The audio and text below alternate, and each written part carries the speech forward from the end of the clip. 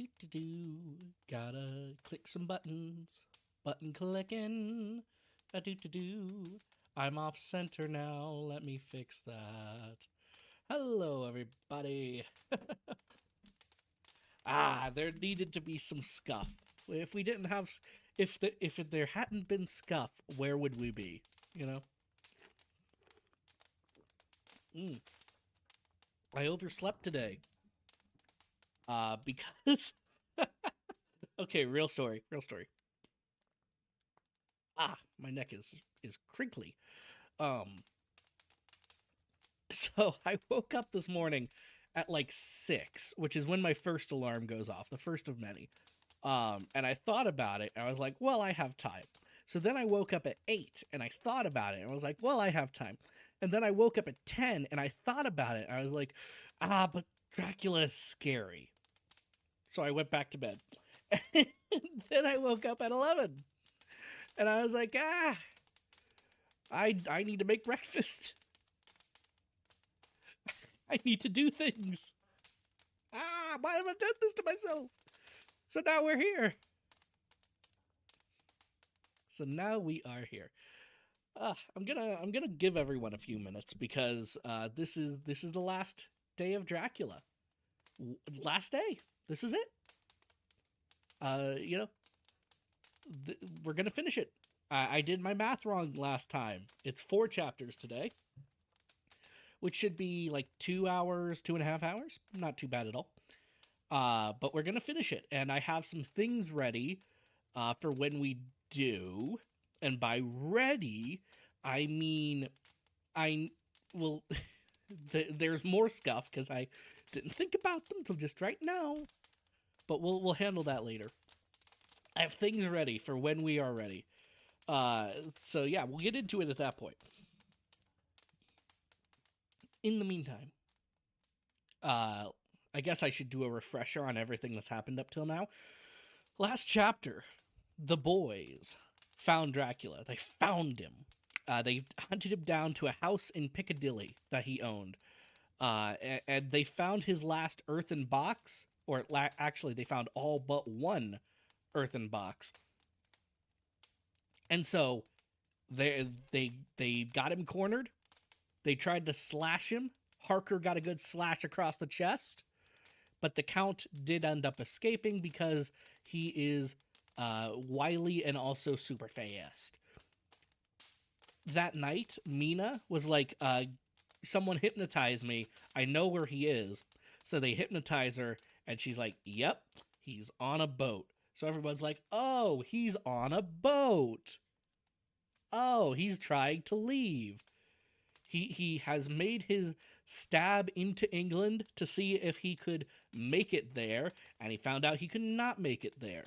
So now he's trying to go home, and so yeah, that's where we're picking up today. We know it's his last earthen box because he needs it to go home, and yeah, so we're on the hunt. We are on the chase.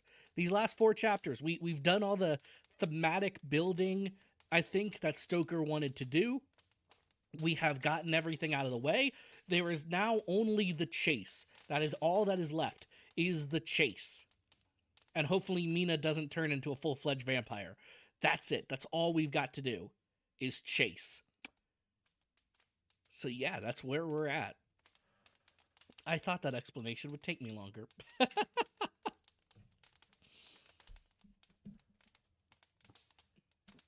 Well, allow me to clear my throat, and then we'll get started, I suppose.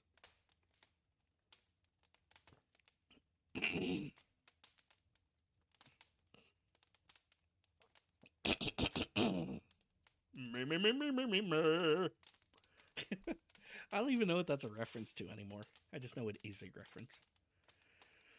All right. Chapter 24. Dr. Seward's phonograph diary, spoken by Van Helsing. I've got to do the Van Helsing voice for a long time today. Let's go. I actually really enjoy the Van Helsing voice. I'm going to miss the Van Helsing voice. I am legitimately going to miss voicing Van Helsing. I love the way he's written. I love the way he talks. I am stalling again, but like his cadence and his the way he speaks, the words he picks to use and the order he picks for them are just very fun. And then you add to it my bad impression of like Swedish accent, which I'm not even sure I'm doing Swedish. I'm pretty sure at this point Van Helsing is closer to Transylvanian because like in my brain Van Helsing is the foil to Dracula, right? Like the hero foil to the villain. So it's kind of interesting to me to make them both sound Transylvanian because that helps the foiling. So at this point, he sounds he sounds like this, and it's not quite Transylvanian, but he talk in such a manner to where he do up and he do down, and some of the words that we use in the English he ignore entirely because they are not necessary. And I love this voice so much, and I swear, whatever we read next is someone's going to get a Van Helsing voice, whether they like it or they not like it. They will be getting this voice, and they will be speaking in such a manner as this, in these soft utterances, up and down, with the skipping of some of the words. And when he is angry, his voice raises like this. And he is so scar. Yeah. Oh no, we're dropping frames today? We're dropping frames rather consistently. Oh dear. Encoding? Oh, I left Discord open. My bad. My bad. You can't leave Discord open.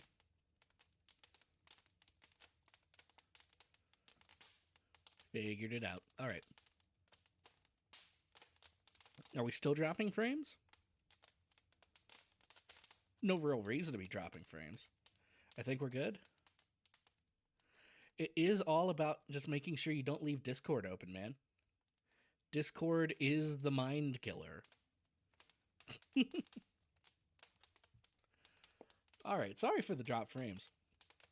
I need like I need a plugin that puts a big alert bell on. It's like dropping frames, wee woo, wee woo.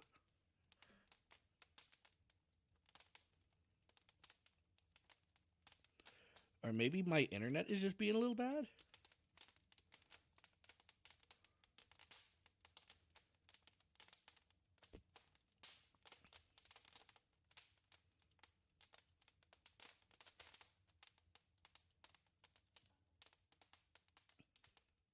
Gotta switch over to the software encoder. Hopefully that helps. Hopefully that's a bit more stable.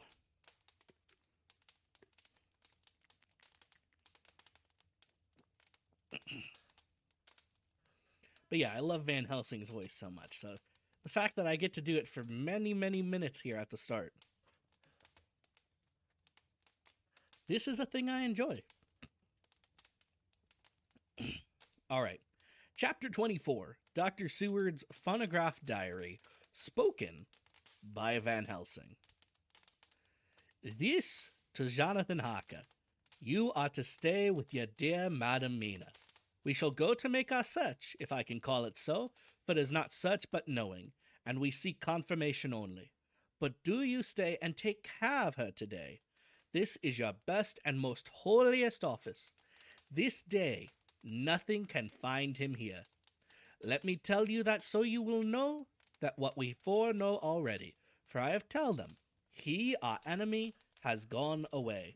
He have gone back to his castle in Transylvania. I know it so well as if a great hand of fire wrote it on the wall. He have prepared for this in some way, and that last earth box was ready to ship somewheres. For this he took the money, for this he hurry at the last, lest we catch him before the sun go down. It was his last hope, save that he might hide in the tomb that he think poor Miss Lucy, being as he thought like him, keep open to him. Interesting. He thinks Dracula doesn't think Lucy is dead. But there is not of time.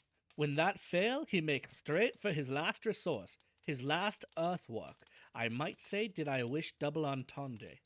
He is clever, oh so clever. He know that his game here was finished, and so he decide he go back home.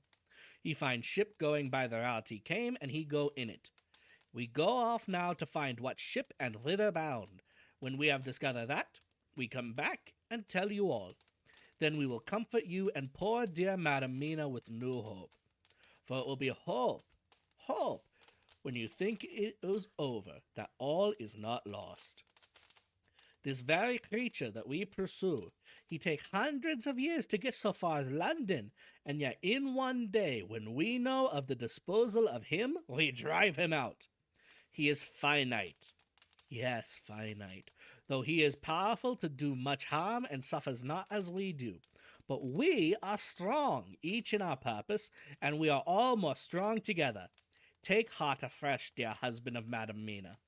This battle is but begun, and in the end we shall win. So sure as that God sits on high to watch over his children. Therefore, be of much comfort till we return. Van Helsing. We now turn to Jonathan Harker's journal, the 4th of October. When I read to Mina Van Helsing's message in the phonograph, the poor girl brightened up considerably. Already, the certainty that the Count is out of the country has given her comfort, and comfort is strength to her. For my own part, now that his horrible danger is not face to face with us, it seems almost impossible to believe in it. Even my own terrible experiences in Castle Dracula seem like a long-forgotten dream. Here in the crisp autumn air, in the bright sunlight, alas, how can I disbelieve?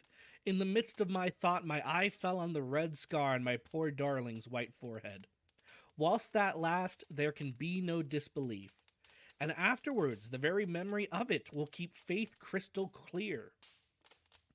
Mina and I fear to be idle, so we have been over all the diaries again and again. Somehow, although the reality seems greater each time, the pain and the fear seem less. There is something of a guiding purpose manifest throughout, which is comforting.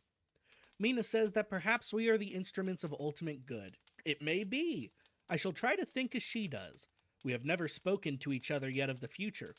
It is better to wait and see till we see the professor and the others after their investigations. The day is running by more quickly than I ever thought a day could run for me again. It is now 3 o'clock. We turn to Mina Harker's journal, the 5th of October, 5 p.m., so the next day. Our meeting for report. Present, Professor Van Helsing, Lord Godalming, Dr. Seward, Mr. Quincy Morris, Jonathan Harker, Mina Harker. Dr. Van Helsing described what steps were taken during the day to discover on what boat and whither bound Count Dracula made his escape. More Helsing voice. As I knew that he wanted to get back to Transylvania, I felt sure that he must go by the Danube mouth, or by somewhere in the Black Sea, since by that way he come. It was a dreary blank that was before us, omne inoco pro magnifico, and so with heavy hearts we start to find what ships leave for the Black Sea last night.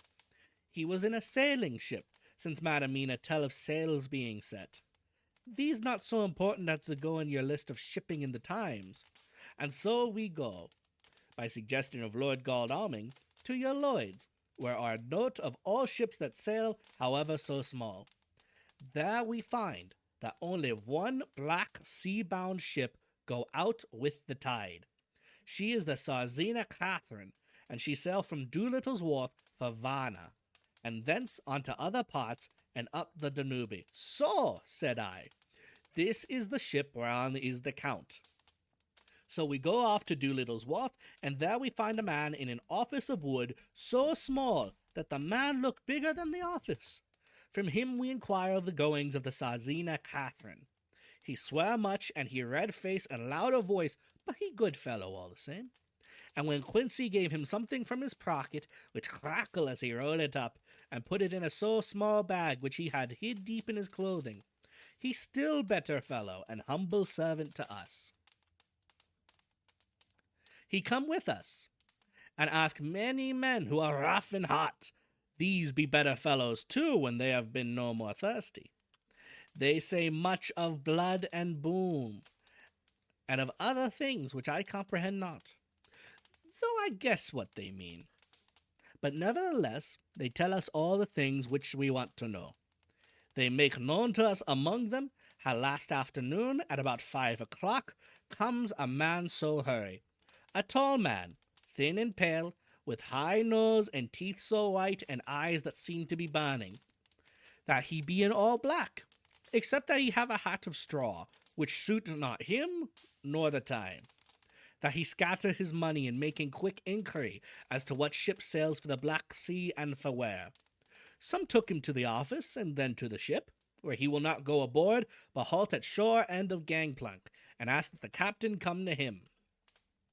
The captain come, when told that he will pay well, and though he swear much at the first, he agree to term.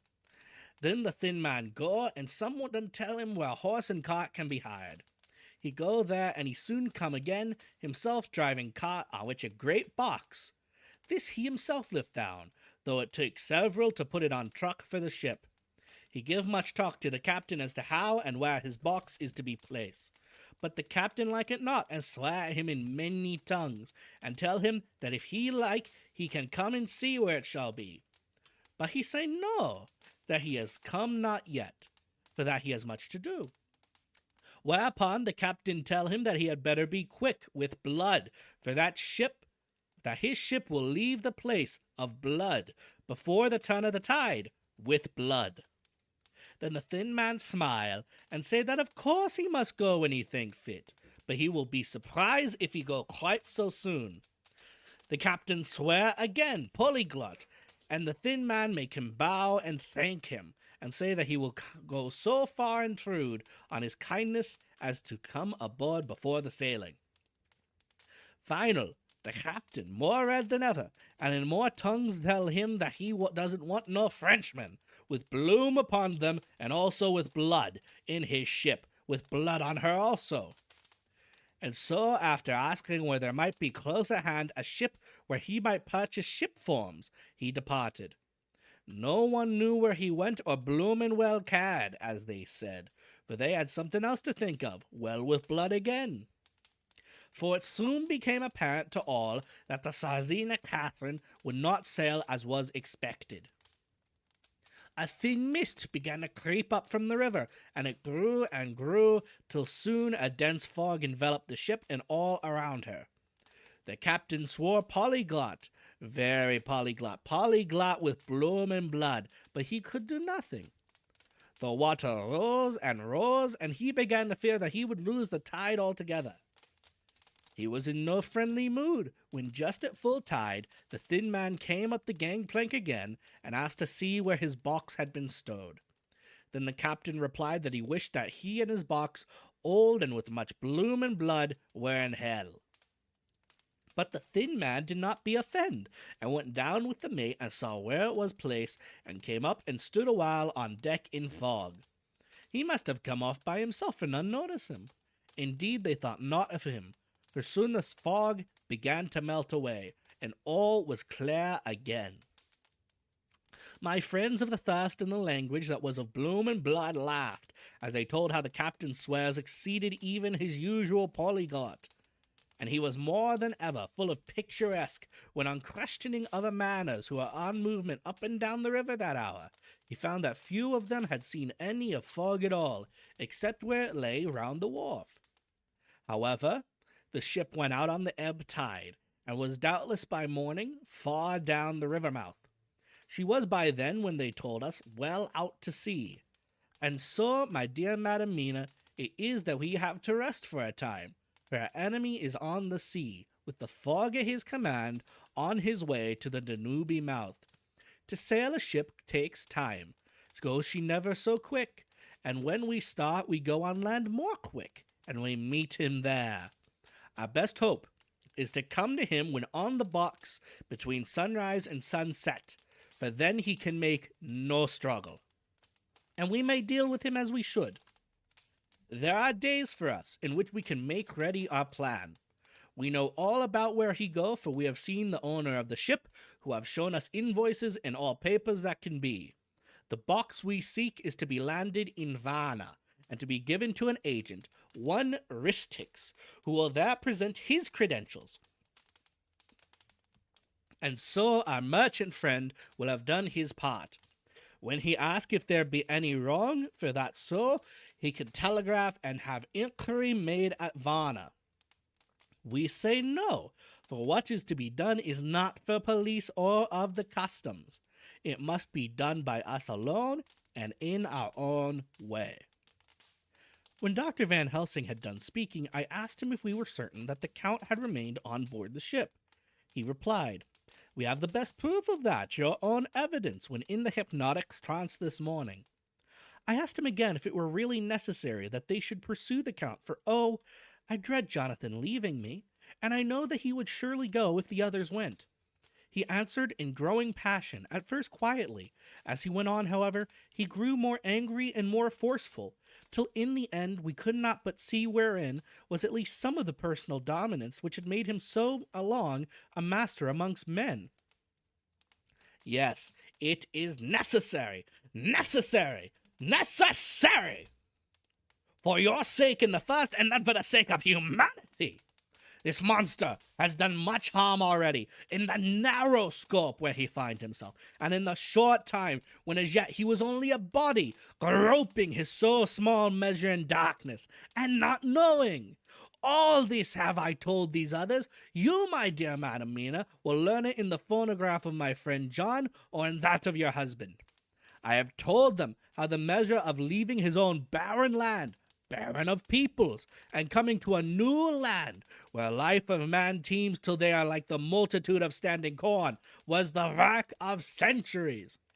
Were another of the undead, like him, to try to do what he has done, perhaps not all the centuries of the world that have been, or that will be, could aid him.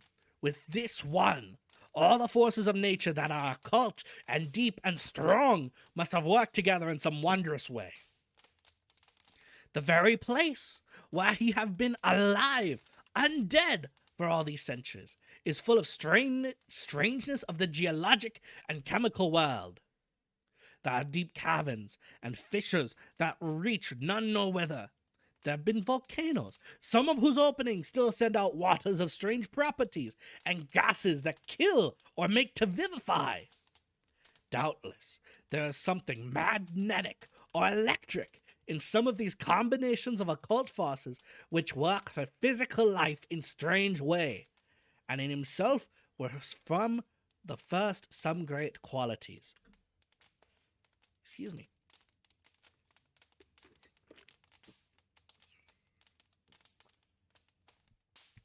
In a hard and warlike time, he was celebrated that he would have more iron nerve, more subtle brain, more brave a heart than any man.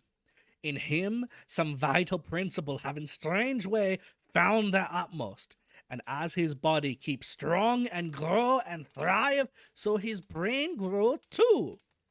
All this without that diabolical aid which is surely to him, for it have to yield to the powers that come from and are symbolic of good. And now this is what he is to us. He have infect you. Oh, forgive me, my dear, that I must say such, but it is good for you that I speak. He infect you in such wise that even if he do no more, you have only to live in your own old sweet way, and so in time death, which is of man's common lot and with God's sanction, shall make you to be like him. This must not be. We have sworn together that it must not. Thus are we ministers of God's own wish, that the world and men for whom his Son died will not be given over to monsters whose very existence would defame him. He have allowed us to redeem one soul already, and we go out as the old knights of the cross to redeem more. Like them, we shall travel towards the sunrise, and like them, if we fall in good cause. He paused, and I said, "But will not the Count take his rebuff wisely? Since he has been driven from England, will he not avoid it as a tiger does the village from which he has been hunted?" "Aha!" he said, "your simile of the tiger good for me, and I shall adopt him. Your man-eater, as they of India call the tiger, who has once tasted blood of the human, care no more for the other prey, but prowl unceasing till he get him. This that we hunt from our village is a tiger too, a man-eater, and he never ceased to prowl. Nay, in himself he is not one to retire and stay afar. In his living life, he go over the Turkey frontier and attack his enemy on his own ground. He be beaten back, but did he stay? No. He come again, and again, and again. Look at his persistence and endurance. With the child brain that was to him, he have long since conceived the idea of coming to a great city. What does he do? He find out the place of all the world most of promise for him. Then he deliberately set himself down to prepare for the task. He find in patience just how is his strength and what are his powers. He study new tongues. He learn new social life, new environment of the old ways, the politic, the law, the finance, the science, the habit of a new land, and a new people who have come to be since he was. His glimpse that he have had whet his appetite, and he keen his desire. Nay, it help him to grow as to his brain, for it all proved to him how right he was at the first in his surmises. He have done this alone, all alone, from a ruined tomb in a forgotten land. What more may he not do, when the greater world of thought is open to him? He that can smile at death as we know him, who can flourish in the midst of diseases that kill off whole peoples. Oh, if such a one was to come from God and not the devil, what a force for good might he not be in this old world of ours? But we are pledged to set the world free. Our toil must be in silence, all our efforts in secret. For in this enlightened age, when men believe not even what they see, the doubting of wise men would be his greatest strength. It would be at once his sheath and his armor, and his weapons to destroy us, his enemies, who are willing to peril even our own souls for the safety of one we love, and for the good of mankind, and for the honor and glory of God himself.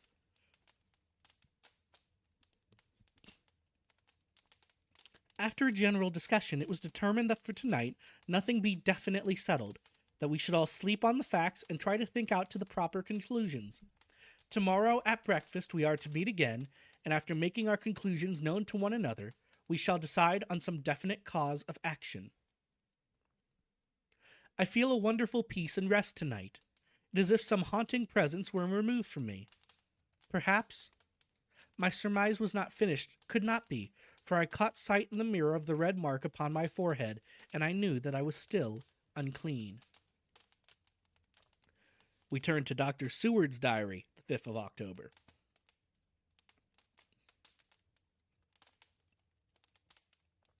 I wonder if the last one was supposed to be the 4th of October. Was that a typo? Because this would be like backing up. And this is about the breakfast the next day.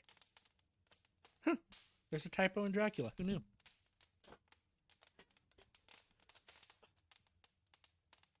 We all rose early, and I think that sleep did much for each and all of us. When we met at early breakfast, there was more general cheerfulness than any of us had ever expected to experience again. It is really wonderful how much resilience there is in human nature. Let any obstructing cause, no matter what, be removed in any way, even by death, and we fly back to first principles of hope and enjoyment.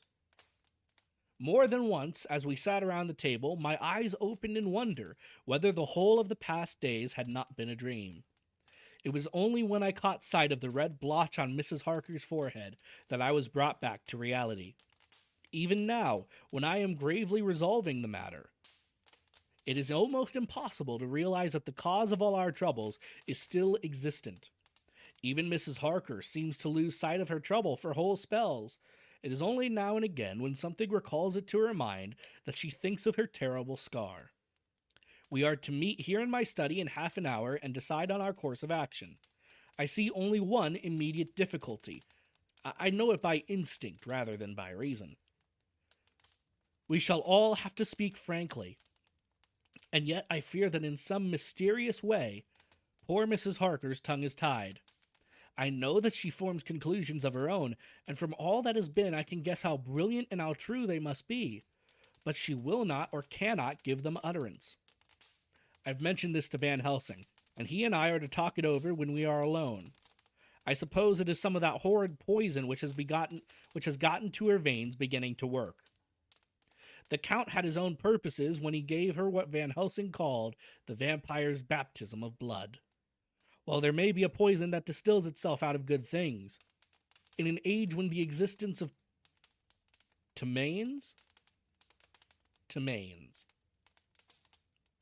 When the existence of Temains is a mystery, we should not wonder at anything.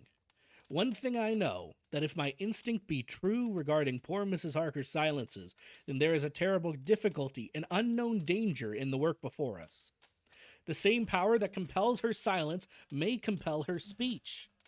I dare not think further, for so I should in my thoughts dishonor a noble woman.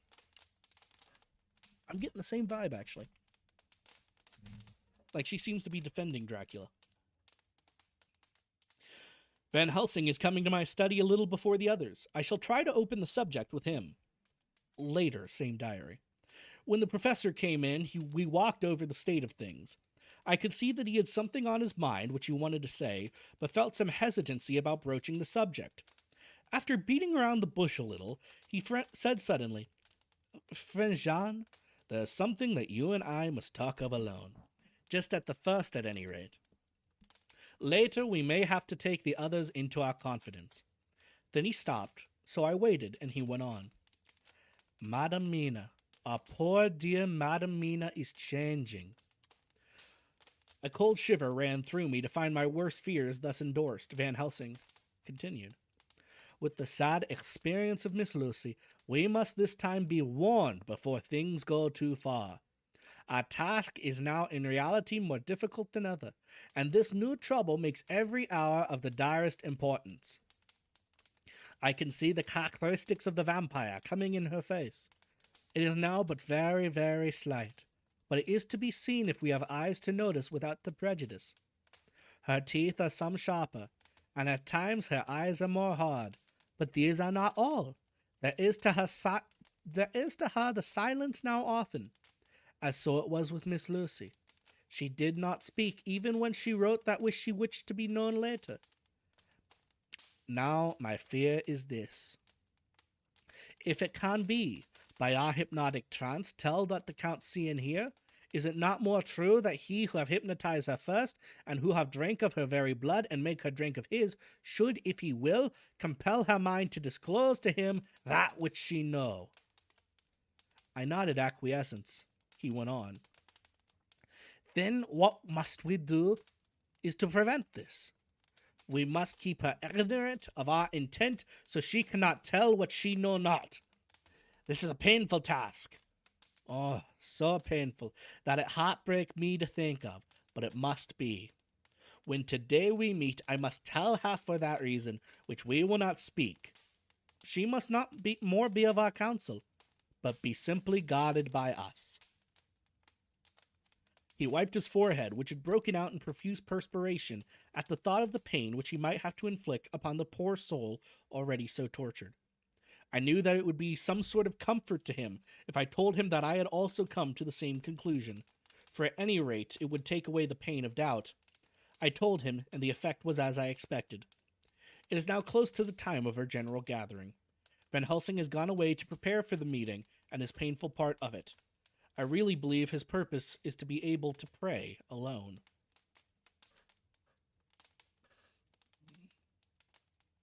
Later that same day. At the very outset of our meeting, a great personal relief was experienced by both myself and Mr. Van Helsing. Mrs. Harker had sent a message by her husband to say she would not join us at present, as she thought it better we should be free to discuss our movements without her presence to embarrass us. The professor and I looked at each other for an instant, and somehow we both seemed relieved. For my own part, I thought that if Mrs. Harker realized the danger herself, it was much pain as well as much danger averted. Under the circumstances, we agreed, by a questioning look and answer, with finger on lip, to preserve silence in our suspicions until we should have been able to confer alone again. We went at once into our plan of campaign. Van Helsing roughly put the facts before us. The Czarina Catherine left the Thames yesterday morning. It will take her, at the quickest speed she has ever made, at least 3 weeks to reach Varna, but we can travel overland to the same place in 3 days. Now, if we allow for 2 days less for the ship's voyage, owing to such weather influences as we know that the Count can bring to bear, and if we allow a whole day and night for any delays which may occur to us, then we have a margin of nearly 2 weeks. Thus, in order to be quite safe, we must leave here on 17th at latest. Then we shall at any rate be in Varna a day before the ship arrives, and able to make such preparations as may be necessary. Of course, we shall all go armed against evil things, spiritual as well as physical. Here, Quincy Morris added, I understand that the Count comes from a wolf country, and that it may be that he shall get there before us. I propose that we add Winchesters to our armament. I have a kind of belief in a Winchester when there is any doubt or trouble to that sort around. Do you remember, Art, when we had the pack after us at Tobolsk? What we wouldn't have given then for a repeater apiece. I am butchering. It's hard to switch in Van Helsing and then back to normal English. Because Van Helsing wants to skip words. And so I'm still skipping words while I'm speaking as a Southerner.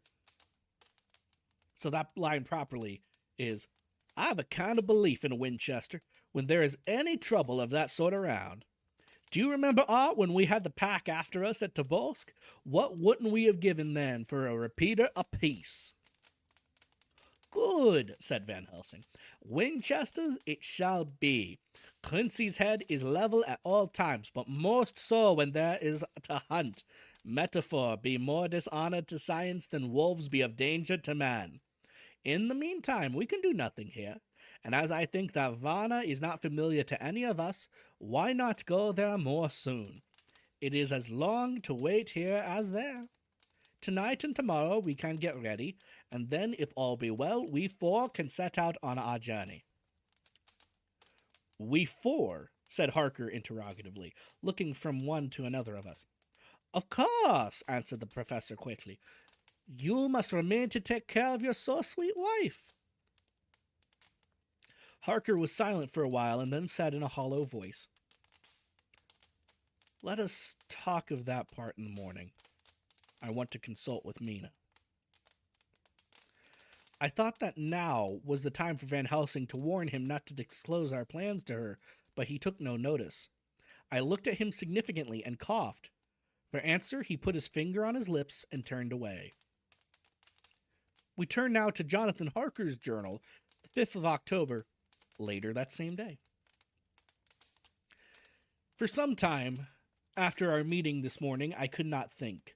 The new phases of things leave my mind in a state of wonder which allows no room for active thought.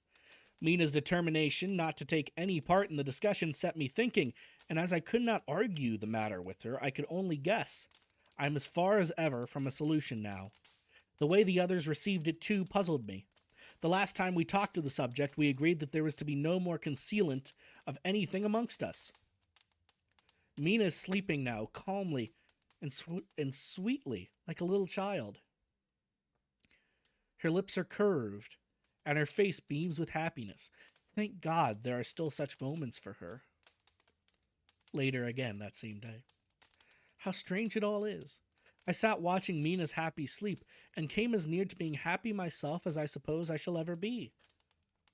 As the evening drew on, and the earth took its shadows from the sun sinking lower, the silence of the room grew more and more solemn to me. All at once Mina opened her eyes, and looking at me tenderly, said, Jonathan, I want you to promise me something on your word of honor. A promise made to me, but made wholly in God's hearing, and not to be broken, though I should go down on my knees and implore you bitter tears. Quick, you must make it to me at once. Mina, I said, a promise like that, I cannot make it at once. I have no right to make it.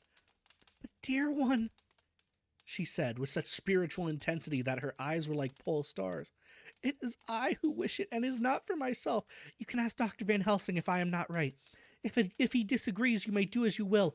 Nay, more, if you all agree later, you are absolved from the promise. I promise, I said, and for a moment she looked supremely happy, though to me all happiness for her was denied by the red scar on her forehead.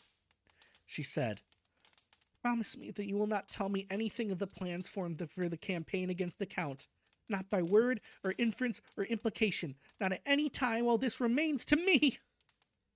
And she solemnly pointed to the scar. I saw that she was in earnest and said solemnly, I promise. And as I said it, I felt that from that instant a door had been shut between us. Later, midnight that night. Mina has been bright and cheerful all the evening. So much so that all the rest seemed to take courage, have infected somewhat with her gaiety. And as a result, even I myself felt as if the pall of gloom which weighs us down were somewhat lifted. We all retired early. Mina is now sleeping like a little child. It is a wonderful thing that her faculty of sleep remains to her in the midst of her terrible trouble. Thank God for it, for then at least she can forget her care. Perhaps her example may affect me as her gaiety did tonight. I shall try it. Oh, for a dreamless sleep. 6th of October, the next morning. Another surprise. Mina woke me early, about the same time as yesterday, and asked me to bring Dr. Van Helsing. I thought it was another occasion for hypnotism, and without question went for the professor. He had evidently expected some such call, for I found him dressed in his room, his door ajar so that he could hear the opening of the door of our room. He came at once, and as he pressed into the room, he asked Mina if the others might come too. She said, No, she said quite simply. It will not be necessary. You can tell them just as well. I must go with you on your journey. Dr. Van Helsing was as startled as I was. After a moment's pause, he asked, But why? You must take me with you. I am safer with you, and you shall be safer too. But why, dear Madam Mina? You know that your safety is our solemnest duty. We go into danger, to which you are, or may be, more liable than any of us, from circumstances, things that have been. He paused, embarrassed. As she replied, she raised her finger and pointed to her forehead. I know. This is why I must go. I can tell you now, whilst the sun is coming up, I may not be able again. I know that when the Count wills me, I must go. I know that if he tells me to come in secret, I must come by wile, by any device to hoodwink. Even Jonathan. God saw the look that she turned on me as she spoke, and if there be indeed a recording angel, that look is noted to her everlasting honor. I could only clasp her hand. I could not speak. My emotion was too great for even the relief of tears, and she went on. You men are brave and strong. You are strong in your numbers, for you can defy that which would break down the human endurance of one who had to guard alone. Besides, I may be of service, since you can hypnotize me, and so learn that which even I myself do not know. Dr. Van Helsing said very gravely, Madam Mina, you are, as always, most wise. You shall come with us, and together we shall do that which we go forth to achieve. When he had spoken, Mina's long spell of silence made me look at her. She had fallen back asleep on her pillow. She did not even wake when I had pulled up the blind and let the sunlight in which flooded the room. Van Helsing motioned me to come with him quietly. We went to his room, and within a minute Lord Godalming, Dr. Seward, and Mr. Morris were with us also. He told them what Mina had said, and went on. In the morning, we shall leave for Vanna. We have now to deal with a new factor, Madam Mina. Oh, but her soul is true. It is to her an agony to tell us so much as she has done. But it is most right. And we are warned in time. There must be no chance lost, and in Vanna we must be ready to act the instant when that ship arrives. What shall we do exactly? Asked Mr. Morris laconically. The professor paused before replying. We shall board the first board at we shall at the first board that ship. Then, when we have identified the box, we shall place a branch of the wild rose on it. This we shall fasten, for when it is there none can emerge. So at least says the superstition. And to superstition we must trust at the first. It was man's faith in the early, and it has its roots in faith still.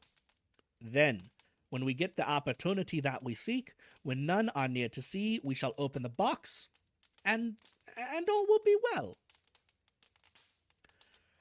I shall not wait for any opportunity, said Morris. When I see the box, I shall open it and destroy the monster, though there are 1,000 men looking on, and if I am to be wiped out for it the next moment. I grasped his hand instinctively and found it as firm as a piece of steel. I think he understood my look. I hope he did. Good boy, said Van Helsing. Brave boy. Quincy is all man. God bless him for it. My child, believe me, none of us shall lag behind or pause from any fear. I do but say what we must do. But indeed we cannot say that what we shall do. There are so many things which may happen, and their ways and their ends are so various that until the moment, we may not say. We shall all be armed in all ways, and when the time for the end has come, our effort shall not be lack. Now, let us today put all of our affairs in order. Let all things which touch on others dear to us, and who on us depend, be complete. For none of us can tell what or when or how the end may be. As for me, my own affairs are regulate, and as I have nothing else to do, I shall go make arrangements for the travel. I shall have all tickets and so forth for our journey. There was nothing further to be said, and we parted. I shall now settle up all my affairs of earth, and be ready for whatever may come. Later that same day. It is all done. My will is made and all complete. Mina, if she survive, is my sole heir. If it should not be so, then the others who have been so good to us shall have remainder. It is now drawing towards the sunset. Mina's uneasiness calls my attention to it. I am sure that there is something on her mind which the time of exact sunset will reveal. These occasions are becoming harrowing times for us all, for each sunrise and sunset opens up some new danger, some new pain, which, however, may in God's will be a means to a good end. I write all these things in the diary, since my darling must not hear them now, but if it may be that she can see them again, they shall be ready. She is calling to me. And that's the end of chapter 24. Just a brief summary there, if you're joining us. There was some discussion about whether Mina should go to hunt Dracula. Ultimately, she pointed out that during the day she is in his thrall, and only at sunset and sunrise can she break his thrall. At sunrise, she may be hypnotized so that they have an idea of what the Count is thinking, and at sunset, she can only speak freely. Every other time, she is in the thrall of Dracula, and that control is growing. She says it's better for her to go with them because then they can keep an eye on her. If she's not with them, who knows what Dracula may have her do while they are away. So that's why she is going to go with them now.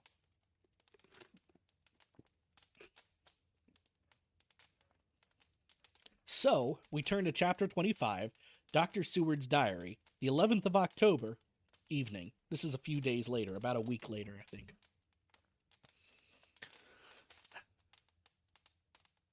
Jonathan Harker has asked me to note this, as he says that he is hardly equal to the task, and he wants an exact record kept. I think that none of us were surprised when we were asked to see Mrs. Harker a little before the time of sunset. We have of late come to understand that sunset and sunrise are to her times of peculiar freedom, when her old self can be manifest without any controlling force subduing or restraining her, or inciting her to action. This mood or condition begins some half hour or more before actual sunrise or sunset, and lasts till either the sun is high, or whilst the clouds are still aglow with the rays streaming above the horizon. At first, there is a sort of negative condition, as if some tie were loosened, and then the absolute freedom quickly follows. When, however, the freedom ceases, the change back or relapse comes quickly, preceded only by a spell of warning silence. Tonight, when we met, she was somewhat constrained and bore all the signs of an internal struggle. I put it down myself to her making a violent effort at the earliest instant she could do so. A very few minutes, however, gave her complete control of herself. Then, motioning to her husband to sit beside her on her sofa, where she was half reclining, she made the rest of us bring chairs up close. Taking her husband's hand in hers, she began. We are all here together in freedom, for perhaps the last time. I know, dear, I know that you will always be with me to the end. This was to her husband, whose hand had, as we could see, tightened upon hers. In the morning we go out upon our task, and God alone knows what may be in store for any of us. You are going to be so good to me as to take me with you. I know that all that brave, earnest men can do for a poor, weak woman, whose soul is perhaps lost, no, not yet, but is at any rate at stake, you will do so. But you must remember that I am not as you are. There's a poison in my blood, in my soul, which may devour me, which must destroy me, unless some relief comes to us. Oh, my friends, you know as well as I do that my soul is at stake, and though I know there is one way out for me, you must not, and I must not take it. She looked appealingly to us all in turn, beginning and ending with her husband. What is that way?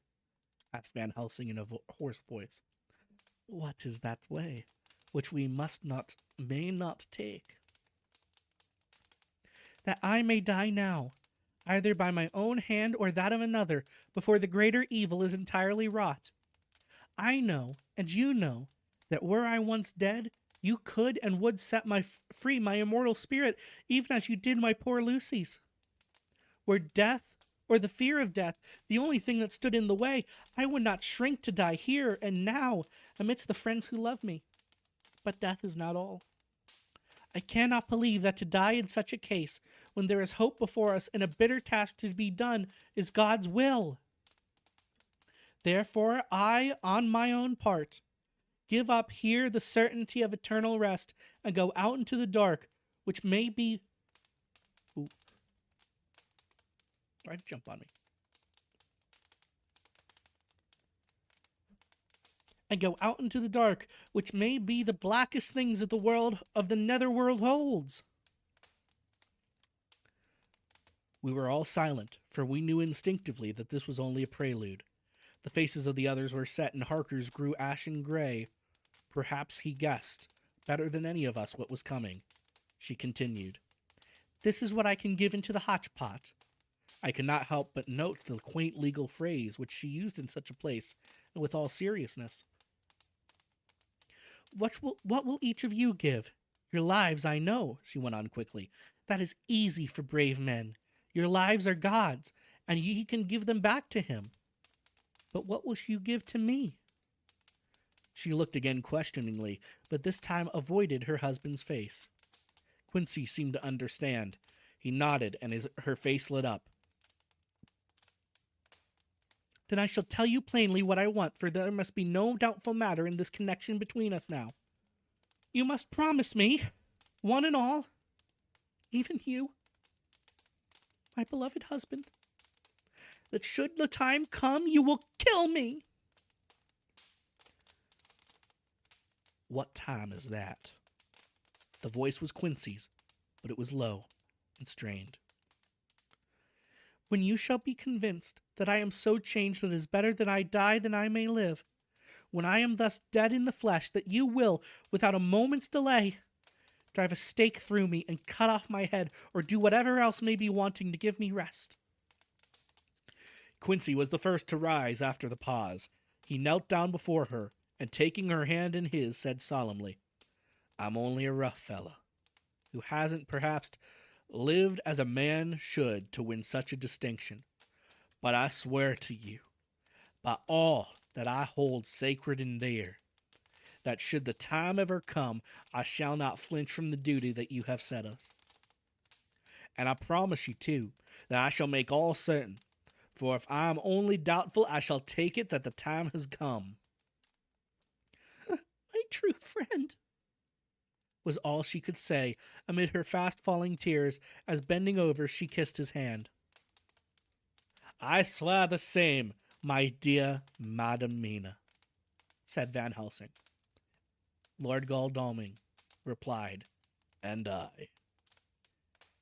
Each of them in turn kneeling to her to take the oath. I followed myself. Then her husband turned to her, wan-eyed and with a greenish pallor which subdued the snowy whiteness of his hair, and asked, And must I, too, make such a promise, O my wife? You too, my dearest, she said, with infinite yearning of pity in her voice and eyes. You must not shrink. You are nearest and dearest in all the world to me. Our souls are knit into one, for all life and all time. Think, dear, that there have been times when brave men had killed their wives and their womenkind to keep them from falling into the hands of the enemy. Their hands did not falter any the more because those that they loved implored them to slay them. It is men's duty towards those whom they love in such times of sore trial, and oh, my dear, if it is to be that I must meet death at any hand, let it be at the hand of him that loves me best. Dr. Van Helsing, I have not forgotten your mercy in poor Lucy's case to him who loved. She stopped with a flying blush and changed her phrase. To him who had best right to give her peace. If that time shall come again, I look to you to make it a happy memory of my husband's life, that it was his loving hand which set me free from the awful thrall upon me. Again I swear, came the professor's resonant voice. Mrs. Harker smiled, positively smiled, and with a sigh of relief she leaned back and said, And now, one word of warning, a warning which you must never forget. This time, if it ever come, may come quickly and unexpectedly, and in such case you may lose no time in using your opportunity.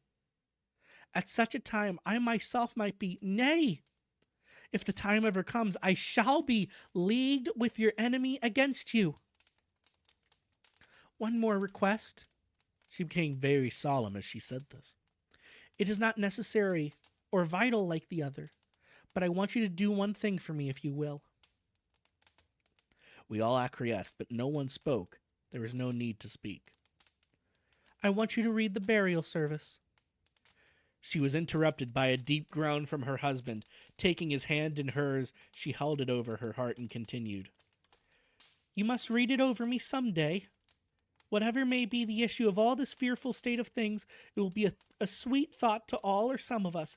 You, my dearest, will I hope read it, for then it will be in your voice in my memory forever. Come what may. But, oh, my dear one, he pleaded, death is afar off from you. Nay, she said, holding up a warning hand. I am deeper in death at this moment than if the weight of an earthly grave lay heavy upon me. Oh, my wife, he said, must I read it? It would comfort me, my husband, was all she said. And he began to read when she had got the book ready. How can anyone tell of that strange scene, its solemnity, its gloom, its sadness, its horror, and with all its sweetness? Even a skeptic who can see nothing but a travesty of bitter truth in anything holy or emotional would have been melted to the heart had he seen that little group of loving and devoted friends kneeling round that stricken and sorrowing lady, or heard the tender passion of her husband's voice, as in tones so broken with emotion that often he had to pause, he read the simple and beautiful service from the burial of the dead.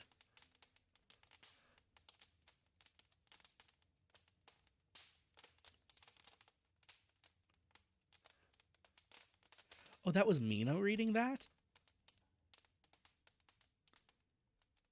Doesn't make sense.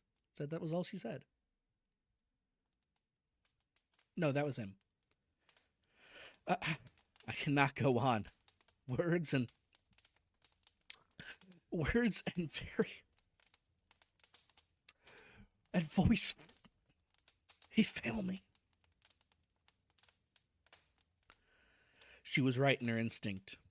Strange as it was, bizarre as it may hereafter seem even to us who felt its potent influence at the time, it comforted us much.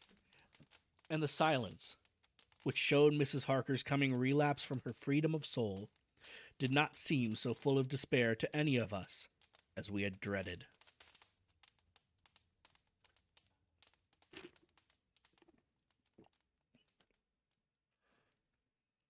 Jonathan Harker's journal, the 15th of October, some days later, in Varna. We left Charing Cross on the morning of the 12th, got to Paris the same night, and took the places secured for us in the Orient Express. We traveled night and day, arriving here at about 5 o'clock. Lord Godalming went to the consulate to see if any telegram had arrived for him, while the rest of us came on to this hotel called the Odysseus. The journey may have had incidents. I was, however, too eager to get on to care for them. Until the Czarina Catherine comes into port, there will be no interest for me in anything in the wide world. Thank God, Mina is well and looks to be getting stronger. Her color is coming back. She sleeps a great deal. Throughout the journey, she slept nearly all the time. Before sunrise and sunset, however, she is very wakeful and alert, and it has become a habit for Van Helsing to hypnotize her at such times. At first, some effort was needed, as he had to make many passes, but now she seems to yield at once as if by habit, and scarcely any action is needed. He seems to have power at these particular moments to simply will, and her thoughts obey him. He always asks her what she can see and hear. She answers to the first, "Nothing. All is dark." And to the second, "I can hear the waves lapping against the ship, and the water rushing by. Canvas and cordage strain, and masts and yards creak. The wind is high. I can hear it in the shrouds, and the boat throws back the foam." It is evident that the Czarina Catherine is still at sea, hastening on her way to Varna. Lord Godalming has just returned. He had 4 telegrams, one each day since we started, and all to the same effect, that the Czarina Catherine had not been reported to Lloyd's from anywhere.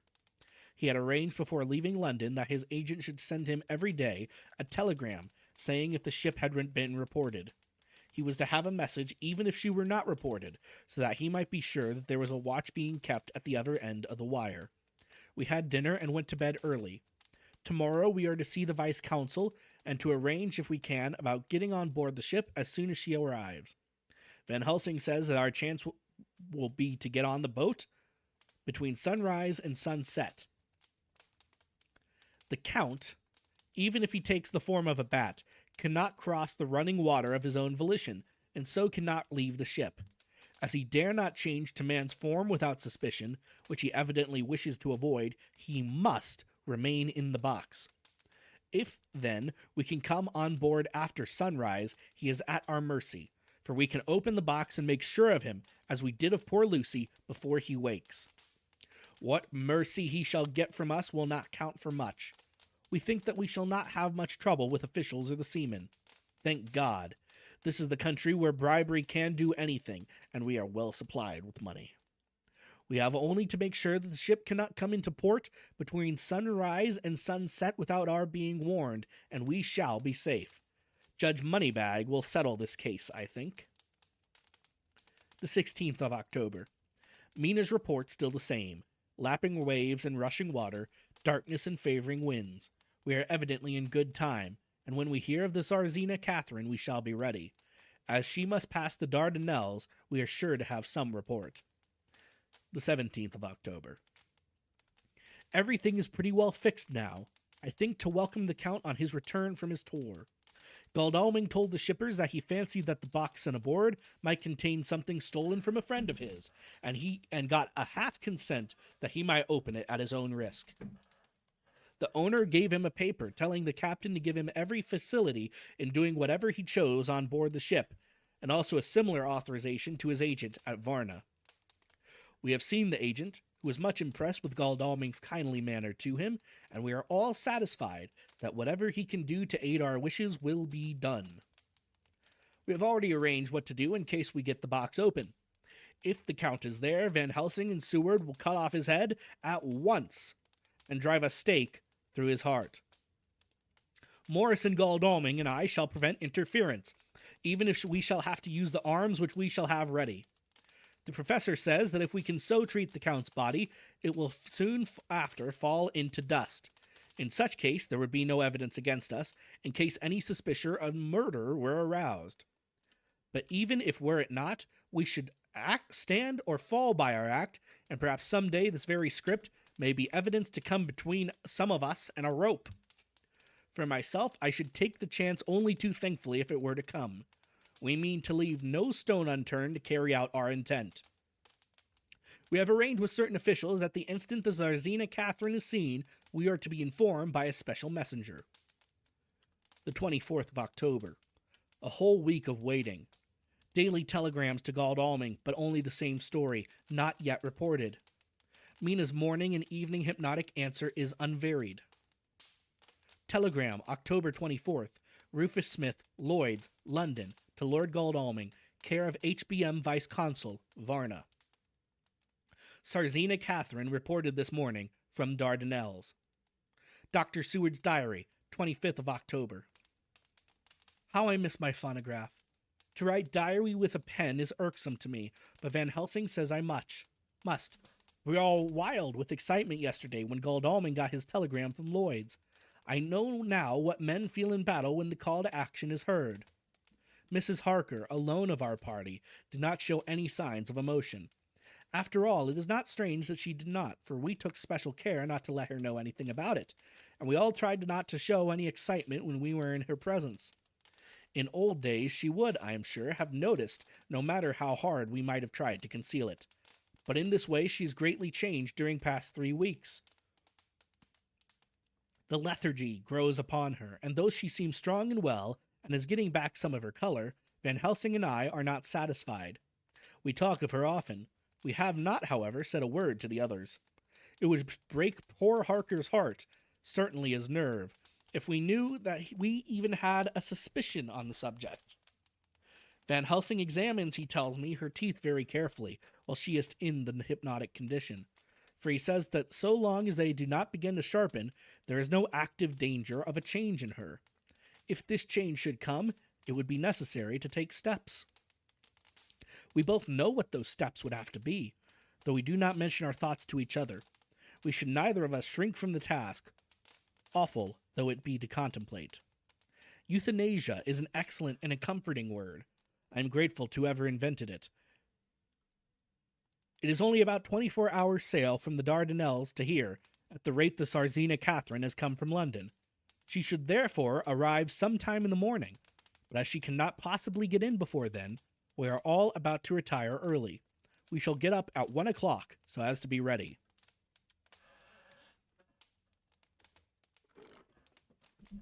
I don't know how we get 2 more chapters out of this. It seems like we're about to end it. Let's go. Kill the beast. Kill the beast. 25th of October, noon. No news yet of the ship's arrival. Mrs. Harker's hypnotic report this morning was the same as usual, so it is possible that we may get news at any moment. We men are all in a fever of excitement, except Harker, who is calm, his hands as cold as ice, and an hour ago I found him whetting the edge of a great Gorka knife, which now he always carries with him. It will be a bad lookout for the Count if the edge of that kukri ever touches his throat, driven by that stern, ice-cold hand. I need a drink.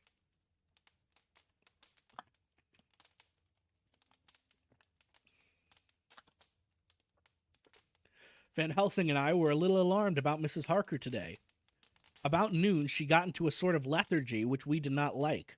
Although we kept silence to the others, we were neither of us happy about it. She had been restless all the morning, so that we were at first glad to know she was sleeping. When, however, her husband mentioned casually that she was sleeping so soundly that he could not wake her, we went to her room to see for ourselves. She was breathing naturally, and looked so well and peaceful that we agreed that the sleep was better for her than anything else. Poor girl, she has so much to forget that it is no wonder that sleep, if it brings oblivion to her, does her good. Later, our opinion was justified, for when, after a refreshing sleep of some hours, she woke up, she seemed brighter and better than she had been for days. At sunset, she made the usual hypnotic report. Wherever he may be in the Black Sea, the Count is hurrying to his destination, and to his doom, I trust. 26th of October. Another day, and no tidings of the Czarina Catherine. She ought to be here by now. That she is still journeying somewhere is apparent, for Mrs. Harker's hypnotic report at sunrise was still the same. It is possible that the vessel may be lying by at times for fog. Some of the steamers which came in last evening reported patches of fog both north and south of the port. We must continue our watching, as the ship may now be signaled any moment. 27th of October, noon. Most strange. No news yet of the ship we wait for. Mrs. Harker reported last night and this morning as usual. Lapping waves and rushing water. Though she added, the waves were very faint. The telegrams from London have been the same. No further report. Van Helsing is terribly anxious, and told me just now that he fears the Count is escaping us. He added significantly, I did not like that lethargy of Madame Mina's. Souls and memories can do strange things during trance. I was about to ask him more, but Harker just then came in, and he held up a warning hand. We must try tonight at sunset to make her speak more fully in her hypnotic state. 28th October, telegram, Rufus Smith. London to Lord Godalming, care HBM, Vice Consul, Varna. Czarina Catherine, entering Galatz at 1 o'clock today. Dr. Seward's diary, 28th of October. When the telegram came in announcing the arrival in Galatz, I do not think it was such a shock to any of us as might have been expected. True, we did not know whence or how or when the bolt would come, but I think we all expected that something strange would happen. The delay of arrival at Varna made us individually satisfied that things would not be just as we had expected. We only waited to learn where the change would occur. Nonetheless, however, was it a surprise. I suppose that nature works on such a hopeful basis that we believe against ourselves that things will be as they ought to be, not as we should know that they will be. Transcendentalism is a beacon to the angels, even if it be a will-o'-the-wisp to man.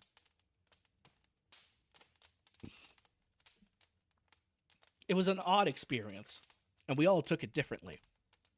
Dr. Van Helsing raised his hand over his head for a moment, as though in remonstrance with the Almighty, but he said not a word, and in a few seconds stood up with his face sternly set.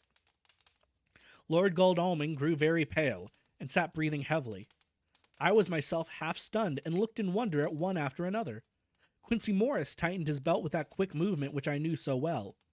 In our old wandering days, it meant action. Mrs. Harker grew ghastly white, so that the scar on her forehead seemed to burn. But she folded her hands meekly and looked up in prayer. Harker smiled, actually smiled, the dark, bitter smile of one who is without hope. But at the same time his actions belied his words, for his hands instinctively sought the hilt of the great kukri knife and rested there. When does the next train start for Galatz? Said Van Helsing to us generally. At 6:30 tomorrow morning. We all started, for the answer came from Mrs. Harker. How on earth do you know? Said Art. You forget, or perhaps you do not know, though Jonathan does, and so does Dr. Van Helsing, that I am the train fiend. At home in Exeter I used to always make up the timetables, so as to be helpful to my husband. I found it so useful sometimes that I always made a study of the timetables now. I knew that if anything were to take us to Castle Dracula, we should go by Galatz, or at any rate through Bucharest, so I learned the times very carefully. And happily there are not many to learn, as the only train tomorrow leaves, as I say. Wonderful woman, murmured the professor. Can't we get a special? Asked Lord Godalming. Van Helsing shook his head. I fear not. This land is very different from yours or mine. Even if we did have a special, it would probably not arrive as soon as our regular train. Moreover, you have something to prepare. We must think. Now let us organize. You, friend Arthur, go to the train and get the tickets and arrange that all shall be ready for us to go in the morning. Do you, friend Jonathan, go to the agent of the ship and get from him letters to the agent in Galatz with the authority to make such the ship just as it were here. Morse Quincy, you see the vice consul and get his aid with his fellow in Galatz and all he can do to make our way smooth, so that no times be lost when over the Danube. John will stay with Madam Mina and me, and we shall consult. For so time be long, you may be delayed, and it will not matter when the sun set, since I am here with Madam to make report. And I, said Mrs. Harker brightly, and more like her old self than she had been for many a long day, shall try to be of use in all ways, and shall think and write for you as I used to do. Something is shifting in me in some strange way, and I feel freer than I have been of late. The three younger men looked happier at the moment as they seemed to realize the significance of her words. But Van Helsing and I, turning to each other, met each a grave and troubled glance. We said nothing at the time, however. When the three men had gone out to their tasks, Van Helsing asked Mrs. Harker to look up the copies of the diaries and find him the part of Harker's journal at the castle. She went away to get it, and when the door was shut upon her, he said to me, "We mean the same. Speak out." There is some change. It is a hope that makes me sick, for it may deceive us. Quite so. Do you know why I asked her to get the manuscript? No, unless it was to get an opportunity of seeing me alone. You are in part right, friend John, but only in part. I want to tell you something. And oh, my friend, I'm taking a terrible risk, but I believe it is right. It in the moment when Madam Mina said those words that arrest both our understanding, an inspiration came to me. In the trance of 3 days ago, the Count sent her his spirit to read her mind, or more like when he took her to see him in his earth box, in the ship with water rushing, just as it go free at rise and set of sun. He learned then that they are here, for she have more to tell in her open life, with eyes to see and ears to hear, than he, shut as he is in his coffin box. Now he make his most effort to escape us. At present, he want her not. He is so sure, with his so great knowledge, that she will come at his call. But he cut her off. Take her, as he can do, out of his own power, so that she not to him. There I have hoped that our man brains that have been of man so long, and have not lost the grace of God, will come higher than his child brain that lie in his tomb for centuries, that grow not yet to our stature, and do only work selfish and therefore small. Here comes Madam Mina. Not a word to her of her trance. She know it not, and it would overwhelm her and make her despair just when we want her all her hope and all her courage. When most we want all her great brain, which is trained like man's brain, but is sweet woman, and have a special power which the Count give her, and which he may not take away altogether, though he think not so. Hush, let me speak, and you shall learn.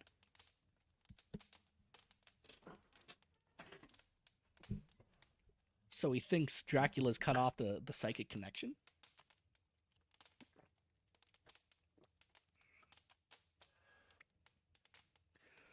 Hush, let me speak, and you shall learn.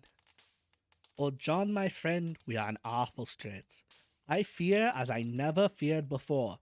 We can only trust the good God. Silence! There she comes. I thought the professor was going to break down and have hysterics, just as he had when Lucy died.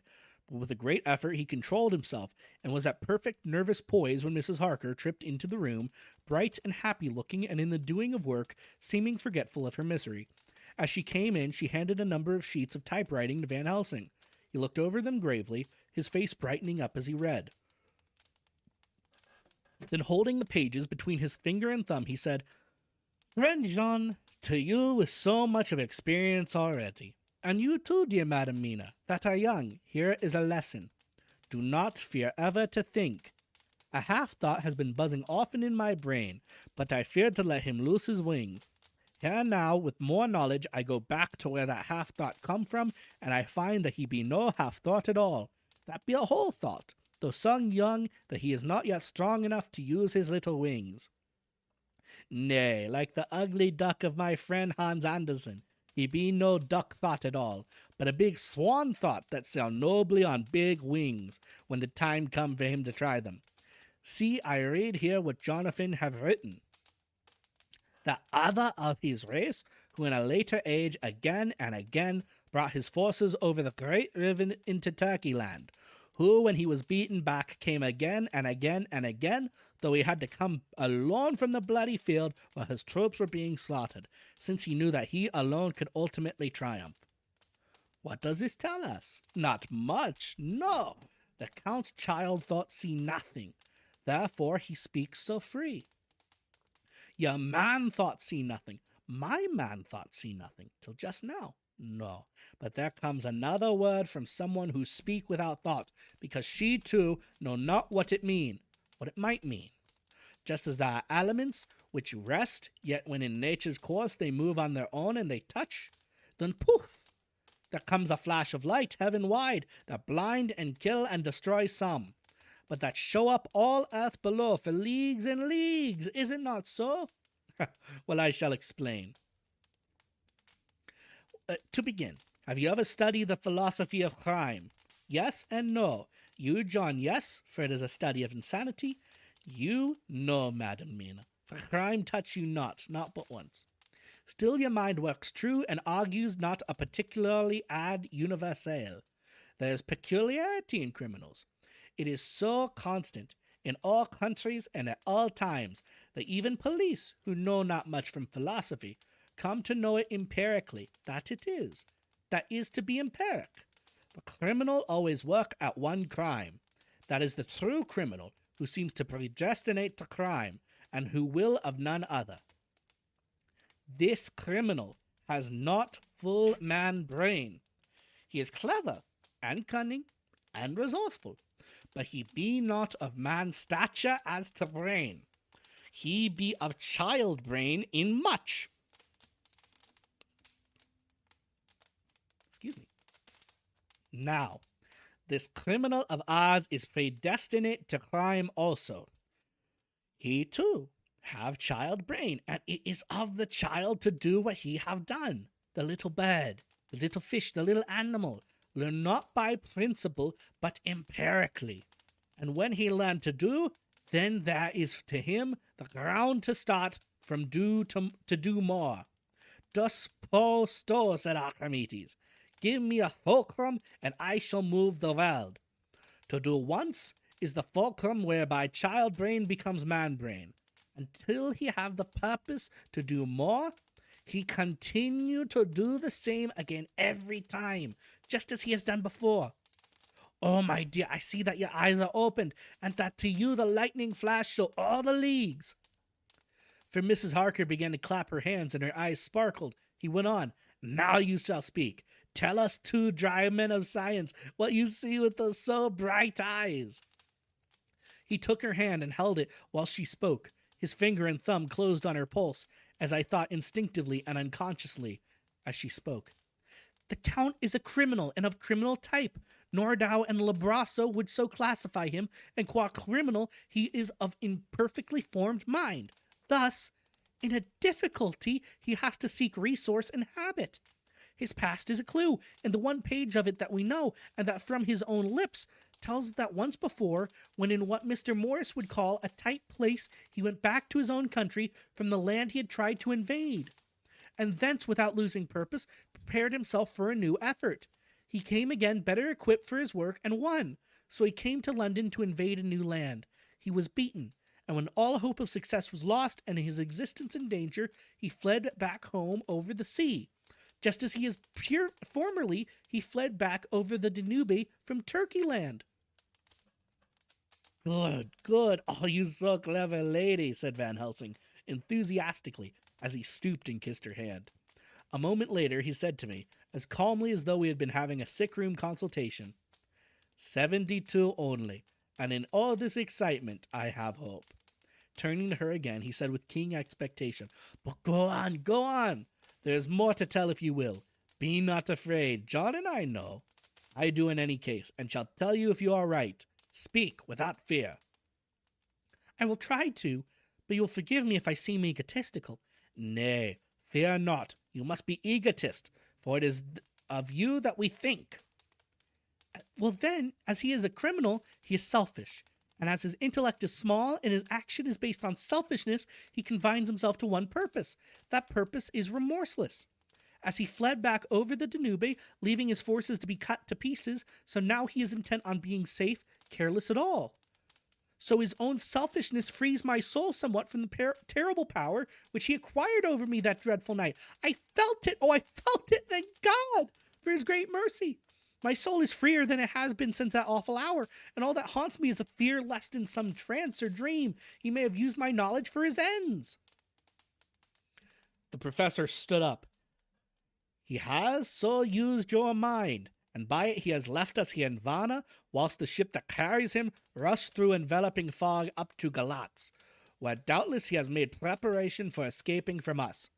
But his child mind only saw so far, and it may be that, as ever in God's providence, the very thing that the evildoer most reckoned on for his selfish good turns out to be his chiefest harm.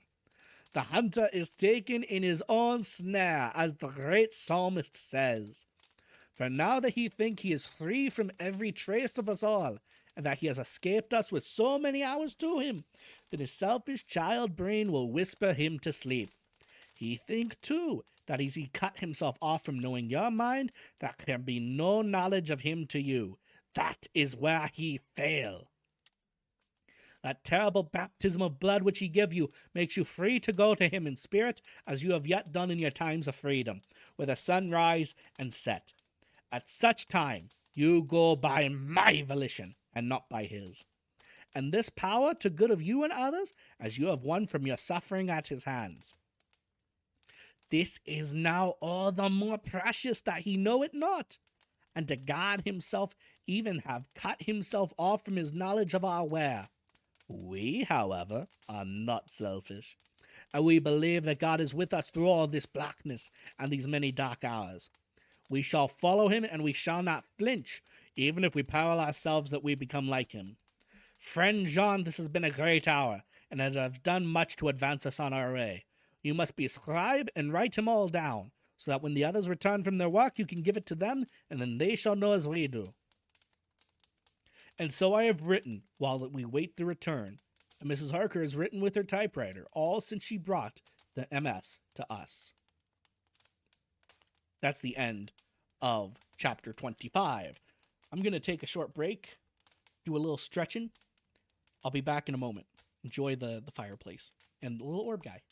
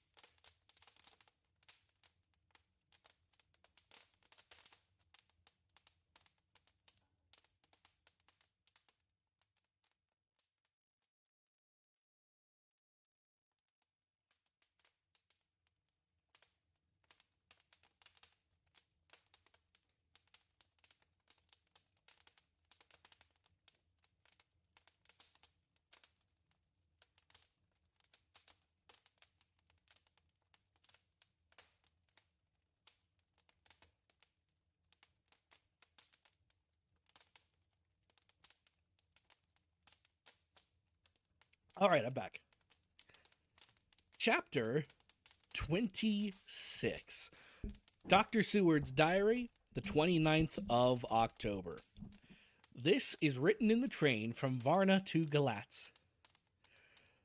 Last night we all assembled a little before the time of sunset. Each of us had done his work as well as he could, so far as thought, and our endeavor and opportunity go. We are prepared for the whole of our journey and for our work when we get to Galatz. When the usual time came round for Mrs. Harker, prepared herself for her hypnotic effort, and after a longer and more serious effort on the part of Van Helsing than has usually been necessary, she sank into the trance. Usually she speaks on a hint, but this time the professor had to ask her questions, and to ask them pretty resolutely, before anything. At last her answer came. I can see nothing. We are still. There are no waves lapping, but only a steady swirl of water softly running against the hawser. I can hear men's voices calling, near and far, and the roll and creak of oars in the rowlocks. A gun is fired somewhere. The echo of it seems far away, and there is tramping of feet overhead, and ropes and chains are dragged along. What is this? There's a gleam of light. I can feel the air blowing upon me. Here she stopped. She had risen, as if impulsively, from where she lay on the sofa, and raised both her hands, palms upward, as if lifting a weight. Van Helsing and I looked at each other with understanding. Quincy raised his eyebrows slightly and looked at her intently, while Harker's hand instinctively closed round the hilt of his kukri. There was a long pause. We all knew that the time when she could speak was passing, but we felt that it was useless to say anything. Suddenly she sat up, and as she opened her eyes, said sweetly, "Would none of you like a cup of tea? You must all be so tired." We could only make her happy, and so acquiesced. She bustled off to get her tea, and when she had gone, Van Helsing said, "You see, my friends, he is close to land. He has left his earth chest, but he has yet to get on shore. In the night he may lie hidden somewhere, but if he be not carried on shore, or if the ship do not touch it, he cannot achieve the land. In such case he can, if it be in the night, change his form and can jump or fly on shore, as he did at Whitby. But if the day come before he can get on shore, then unless he can be carried, he cannot escape. And if he be carried, then the customs man may discover what the box contain. Thus, in fine, if he cannot on shore tonight, if he can escape not on shore tonight, or before dawn, there will be the whole day lost to him. We may then arrive in time, for if he escape not at night, we shall come on him at daytime, boxed up and at our mercy. For he dare not be his true self, awake and visible, lest he be discovered." There is no more to be said, so we waited in patience until the dawn, at which time we might learn more from Mrs. Harker. Early this morning we listened with breathless anxiety for her response in her trance. The hypnotic stage was even longer in coming than before, and when it came, the time remaining until full sunrise was so short that we began to despair. Van Helsing seemed to throw his whole soul into the effort. At last, in obedience to his will, she made reply. "All is dark. I hear lapping water level with me, and some creaking as of wood on wood." She paused, and the red sun shot up. "We must wait till tonight. And so it is that we are traveling towards Galatz in an agony of expectation.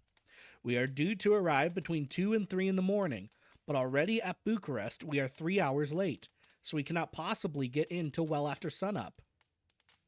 Thus we shall have 2 more hypnotic messages from Mrs. Harker. Either or both may possibly throw more light on what is happening. Later. Sunset has come and gone. Fortunately, it came at a time when there was no distraction, for it had occurred while we were at a station. We might not have secured the necessary calm and isolation. Mrs. Harker yielded to the hypnotic influence even less readily than this morning. I am in fear that her power of reading the Count's sensations may die away just when we want it most. It seems to me that her imagination is beginning to work. While she has been in the trace hitherto, she has confined herself to the simplest of facts. If this goes on, it may ultimately mislead us. If I thought that the Count's power over her would die away equally with her power of knowledge, it it would be a happy thought, but I am afraid that it may not be so. When she did speak, her words were enigmatical. Something is going out. I can feel it pass me like a cold wind. I can hear, far off, confused sounds, as of men talking in strange tongues, fierce falling water and the howling of wolves. She stopped and a shudder ran through her, increasing in intensity for a few seconds, till at the end she shook as though in a palsy. She said no more, even in answer to the professor's imperative questioning. When she woke from the trance, she was cold and exhausted and languid, but her mind was all alert. She could not remember anything, but asked what she had said. When she was told, she pondered over it deeply for a long time and in silence. The 30th of October, 7 a.m. We are near Galatz now, and I may not have time to write later. Sunrise this morning was anxiously looked for by us all. Knowing of the increasing difficulty of procuring the hypnotic trance, Van Helsing began his passes earlier than usual. They produced no effect, however, until the regular time, when she yielded with a still greater difficulty, only a minute before the sun rose. The professor lost no time in his questioning. Her answer came with equal quickness. All is dark. I hear water swirling by, level with my ears, and the creaking of wood on wood. Cattle low, far off. There is another sound, a queer one, like... She stopped and grew whiter and whiter still. Go on, speak, I command you, said Van Helsing in his agonized voice. At the same time, there was despair in his eyes, for the risen sun was reddening even Mrs. Harker's pale face. She opened her eyes, and as we all started, she said sweetly and seemingly with the utmost unconcern, Oh, Professor, why ask me to do what you know I can't? I don't remember anything. Then, seeing the look of amazement on our faces, she said, turning from one to the other with a troubled look, What have I said? What have I done? I know nothing, only that I was lying here half asleep and heard you say, Go on, speak, I command you. It seems so funny to hear you order me about as if I were a bad child. Oh, Madam Mina, he said sadly, it is proof, if proof be needed, of how I love and honor you, when a word for your good spoken more earnest than ever can seem so strange, because it is to order her who I am proud to obey. The whistles are sounding, and we are nearing Galatz. We are on fire with anxiety and eagerness. We now turn to Mina Harker's journal, the 30th of October. The 30th of October, you say? Is this story to end on All Hallows' Eve? Oh, that is terrible timing for our friends. That's terrible timing.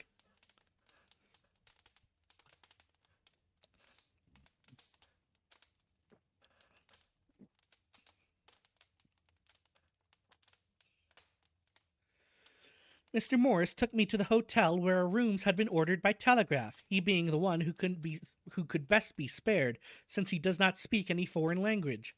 The forces were distributed much as they had been at Varna, except that Lord Godalming went to the vice-council, as his rank might serve as an immediate guarantee of some sort to the official, we being in extreme hurry.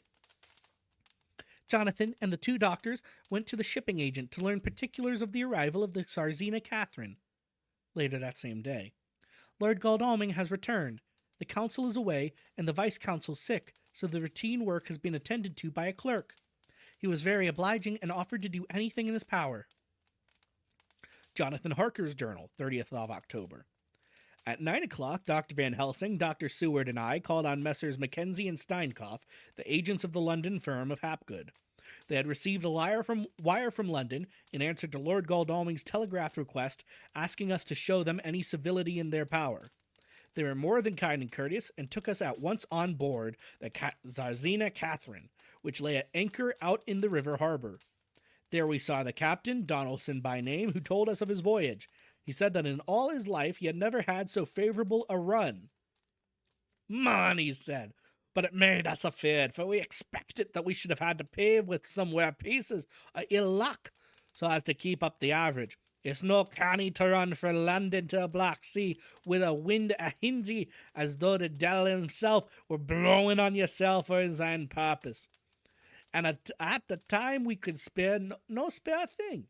Gin we were nigh a ship or a port or a headland, a fog fell on us and travelled with us, till when after it had lifted and we looked out, the dale a thing we see. We ran by Gibraltar without being able to signal, and till we came to the Dardanelles, we had to wait to get our permit to pass. We never were within ale or naught. At first I inclined to slack off sail and beat about till the fog was lifted, but whiles I thought that if the Dell was minded to get us into the Black Sea quick, he was like to do it whether we would or no. If we had a quick voyage, it would be no to our miscredit with the owners or no hurt to our traffic, and the old mon who had served his end purpose would be decently grateful to us for not hindering him. This mixture of simplicity and cunning, of superstition and commercial reasoning, aroused Van Helsing, who said, "Mine friend, that devil is more clever than he is thought by some, and he know when he met his match." The skipper was not displeased with the compliment, and went on. When we got past the Bosphorus, the men began to grumble, some of them. The Romanians came and asked me to heave overboard a big box, which had been put on board by a queer-looking old man just before we started for London. I'd seen them spare at the fellow, and put out the 2 fingers when they saw him, to guard against the evil eye. Man, but the superstition of foreigners is perfectly ridiculous. I sent them about their business pretty quick, but just as after a fog closed in on us, I felt a wee bit as they did on something, though I wouldn't say it was agin the big box. Well, on we went, and as the fog didn't let up for 5 days, I just let the wind carry us. But the devil wanted to get us somewheres, well, he wouldn't fetch it up or eat. And if he didn't, well, we'd keep a sharp lookout anyhow. Sure enough, we had a fair way in deep water all the time, and 2 days ago, when the morning sun came through the fog, we found ourselves just in the river opposite Galatz. The Romanians were wild, and wanted me right or wrong to take out the box and fling it in the river. I had to argue with them about it with the handspike, and when the last of them rose off the deck with his head in his hand, I had convinced them that evil eye or no evil eye, the property and the trust of my owners were better in my hands than in the river Danube. They had, mind you, taken the box on the deck ready to fling in, and as it was marked Galatz Viavana, I thought I'd let it lie till we discharged in the port and get rid of it altogether. We didn't do much clearing that day, and had to remain the night at anchor. But in the morning, braw up and early, an hour before sunup, a man came aboard with an order, written to him from England, to receive a box marked for one Count Dracula. Sure enough, the matter was already to his hand. He had his papers to read, and glad I was to be rid of the damn thing, for I was beginning myself to feel uneasy at it. If the Dale did have any luggage aboard the ship, I'm thinking it was the name other than that same. What was the name of the man who took it? Asked Dr. Van Helsing with restrained eagerness. I'll be telling you quick, he answered, and stepped down to his cabin, produced a receipt signed Emanuel Hildensheim. Bergenstrasse 16 was the address. We found out that this was all the captain knew, so with thanks we came away. Damn it, Dracula got away. We found Hildensheim in his office, a Hebrew of rather the Adelphi feeder type, with a nose like a sheep and a fez. His arguments were pointed with specky, we doing the pronunciation, and with a little bargaining he told us what he knew.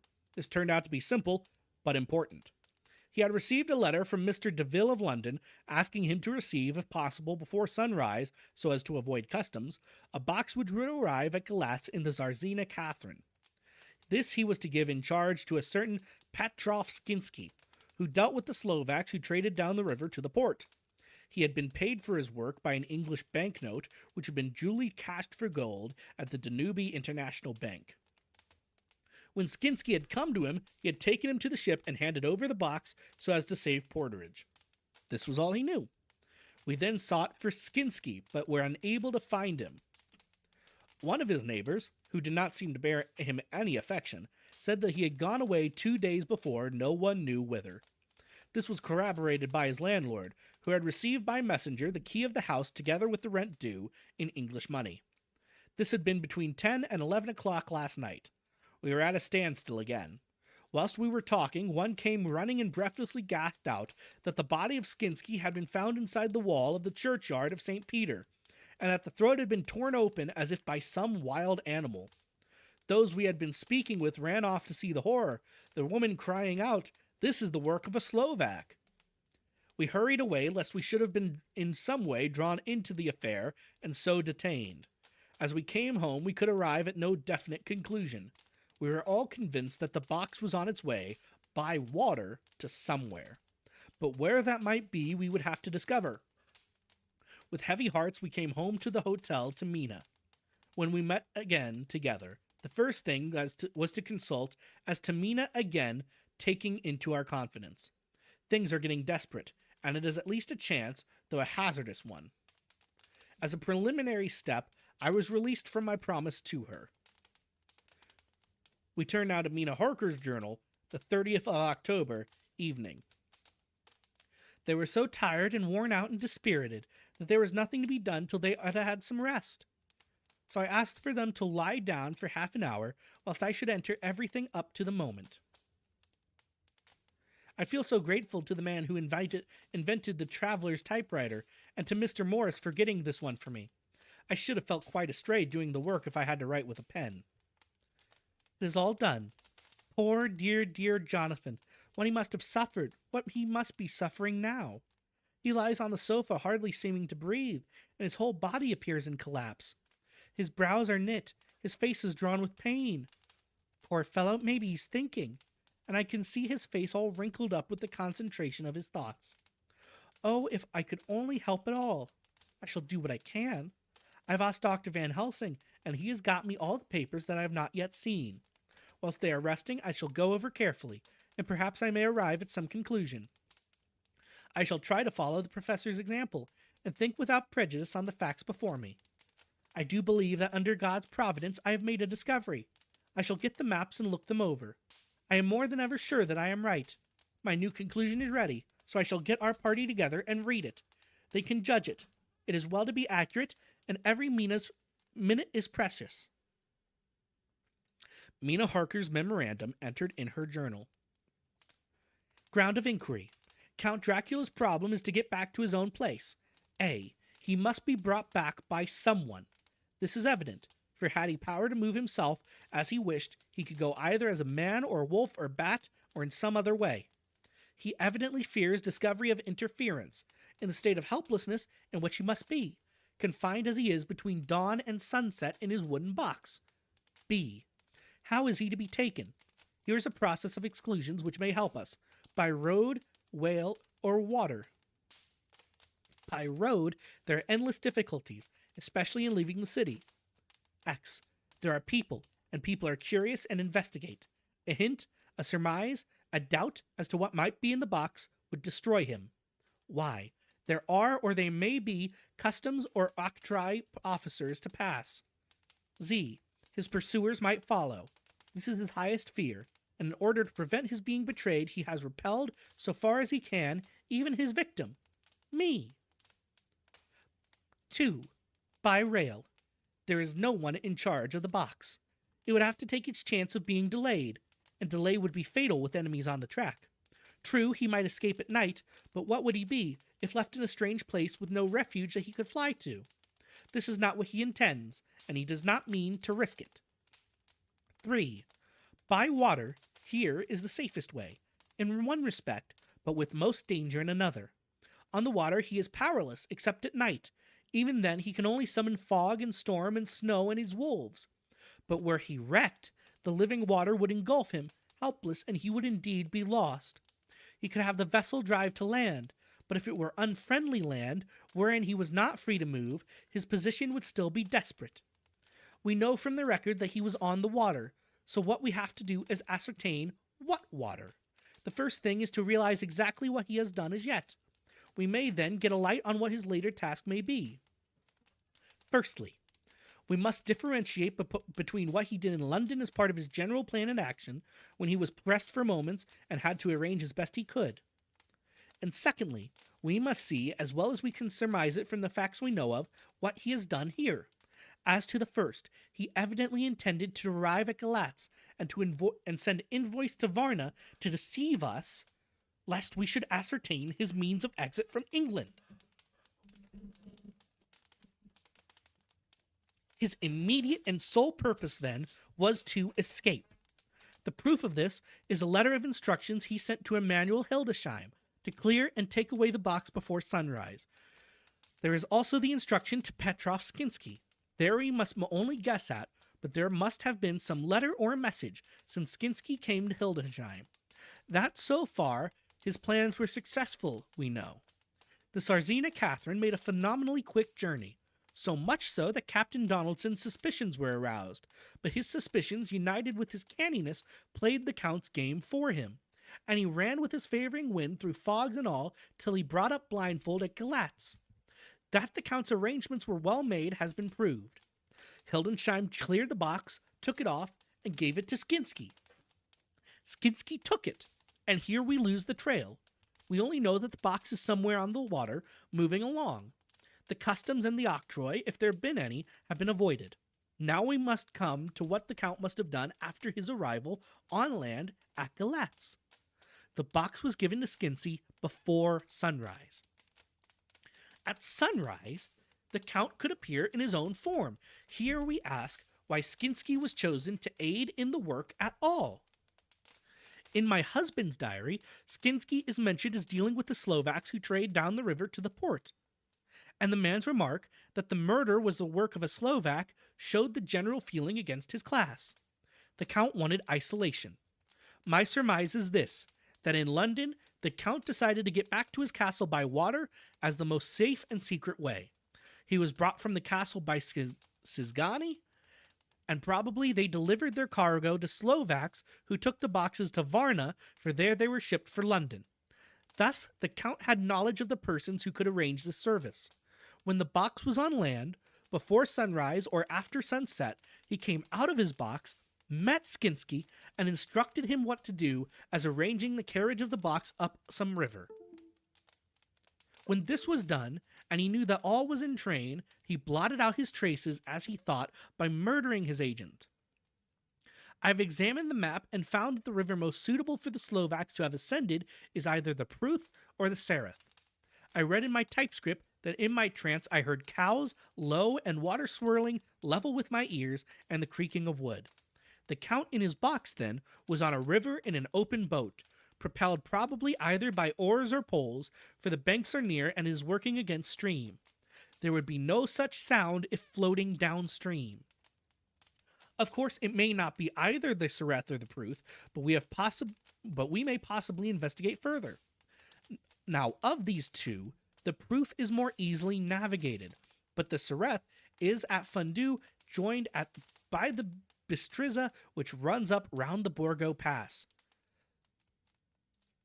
The loop it makes is manifestly as close to Dracula's castle as he can get by water.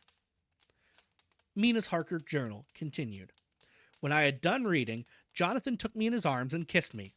The others kept shaking me by both hands, and Dr. Van Helsing said, "Our dear Madam Mina is once more our teacher. Her eyes have been where we were blinded. Now we are on the track again, and this time we may succeed. Our enemy is at his most helpless, and if we come on him by day on the water, our task will be over. He has a start, but he is powerless to hasten, as he may not leave his box lest those who carry him may suspect. For them to suspect would be to prompt them to throw him in the stream, where he perish. This he knows and will not. Now, men, to council of war, for here and now we must plan what each and all shall do."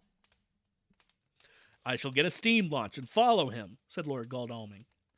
"And I, horses, to follow on the bank, lest by chance he land," said Mr. Morris. "Good," said the professor, "both good, but neither must go alone. There must be force to overcome force if need be. The Slovak is strong and rude, and he carries rude arms." All the men smiled, for amongst them they carried a small arsenal. Said Mr. Morris, "I brought some Winchesters. They're pretty handy in a crowd, and there may be wolves. The Count, if you remember, took some other precautions. He made some requisitions on others that Mrs. Harker could not quite hear or understand. We must be ready at all points." Dr. Seward said, "I think I'd better go with Quincy. We have been accustomed to hunt together, and we two, well armed, will be a match for whatever may come along. You must not be alone, Art. It may be necessary to fight the Slovaks, and a chance thrust, for I don't suppose these fellows carry guns, would undo all our plans. There must be no chances this time. We shall not rest until the Count's head and body have been separated, and we are sure that he cannot reincarnate." He looked to Jonathan as he spoke, and Jonathan looked at me. I could see that the poor dear was torn about in his mind. Of course he wanted to be with me, but then the boat service would, most likely, be the one which would destroy the vampire. Why did I hesitate to write the word?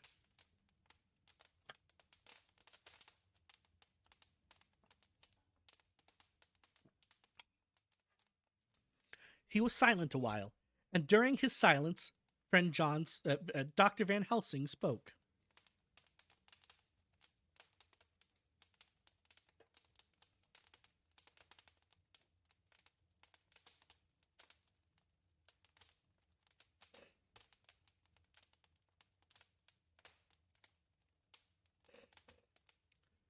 And during the silence, Dr. Van Helsing spoke. "Friend Jonathan, this is to you for twice reasons. First, because you are young and brave and can fight, and all energies may be needed at the last.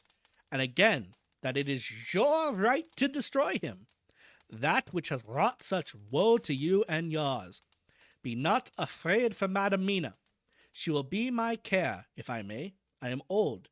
My legs are not so quick to run as once, and I am not used to ride so long, or to pursue as need be, or to fight with lethal weapons. But I can be of other service. I can fight in other way, and I can die if need be as well as younger men. Now let me say that what I would is this. While you, my friend Lord Godalming, and friend Jonathan, go in your so swift little steamboat up the river, whilst John and Quincy guard the bank where perchance he might be landed, I will take Madam Mina right into the heart of the enemy's country. While the old fox is tied in his box, floating on the running stream, whence he cannot escape to land, where he dares not rise the lid of his coffin box, lest his Slovak carriers should in fear leave him to perish, we shall go in the track where Jonathan went, from Bistritz over the Borgo, and find our way to the castle of Dracula. Here, Madam Mina's hypnotic power will surely help, and we shall find our way, all dark and unknown otherwise, after the first sunrise, when we are near that fateful place. There is much to be done, and other places to be made sanctify, so that the nest of vipers be obliterated." Here Jonathan interrupted him hotly. "Do you mean to say, Professor Van Helsing, that you would bring Mina, in her sad case and tainted as she is with that devil's illness, right into the jaws of his death trap? Not for the world! Not for heaven or hell!" He became almost speechless for a minute, and then went on. "Do you know what the place is? Have you seen that awful den of hellish infamy, with the very moonlight alive with grisly shapes, and every speck of dust that twirls in the wind a devouring monster in embryo? Have you felt the vampire's lips upon your throat?" Here he turned to me, and as his eyes lit on my forehead, he threw up his arms with a cry. "Oh my God, what have we done to have this terror upon us?" And he sank down on the sofa in a collapse of misery. The professor's voice, as he spoke in clear, sweet tones which seemed to vibrate in the air, calmed us all. "Oh, my friend, it is because I would save Madam Mina from that awful place that I would go. God forbid that I should take her into that place. There is work, wild work, to be done there, that her eyes may not see. We men here, all save Jonathan, have seen with their own eyes what is to be done before that place can be purified. Remember that we are in terrible straits. If the Count escape us this time, and he is strong and subtle and cunning, he may choose to sleep him for a century. And then in our time our dear one," he took my hand, "would come to him to keep him company, and would be as those others that you, Jonathan, saw. You have told us of their gloating lips. You heard the ribald laugh as they clutched the moving bag that the Count threw to them. You shudder, and well may it be. Forgive me that I make you so much pain, but it is necessary. My friend, is it not a dire need for the which I am giving possibly my life? If it were that any one went into that place to stay, it is I who would have to go to keep them company. Do as you will, said Jonathan, with a sob that shook him all over. We're in the hands of God. Later.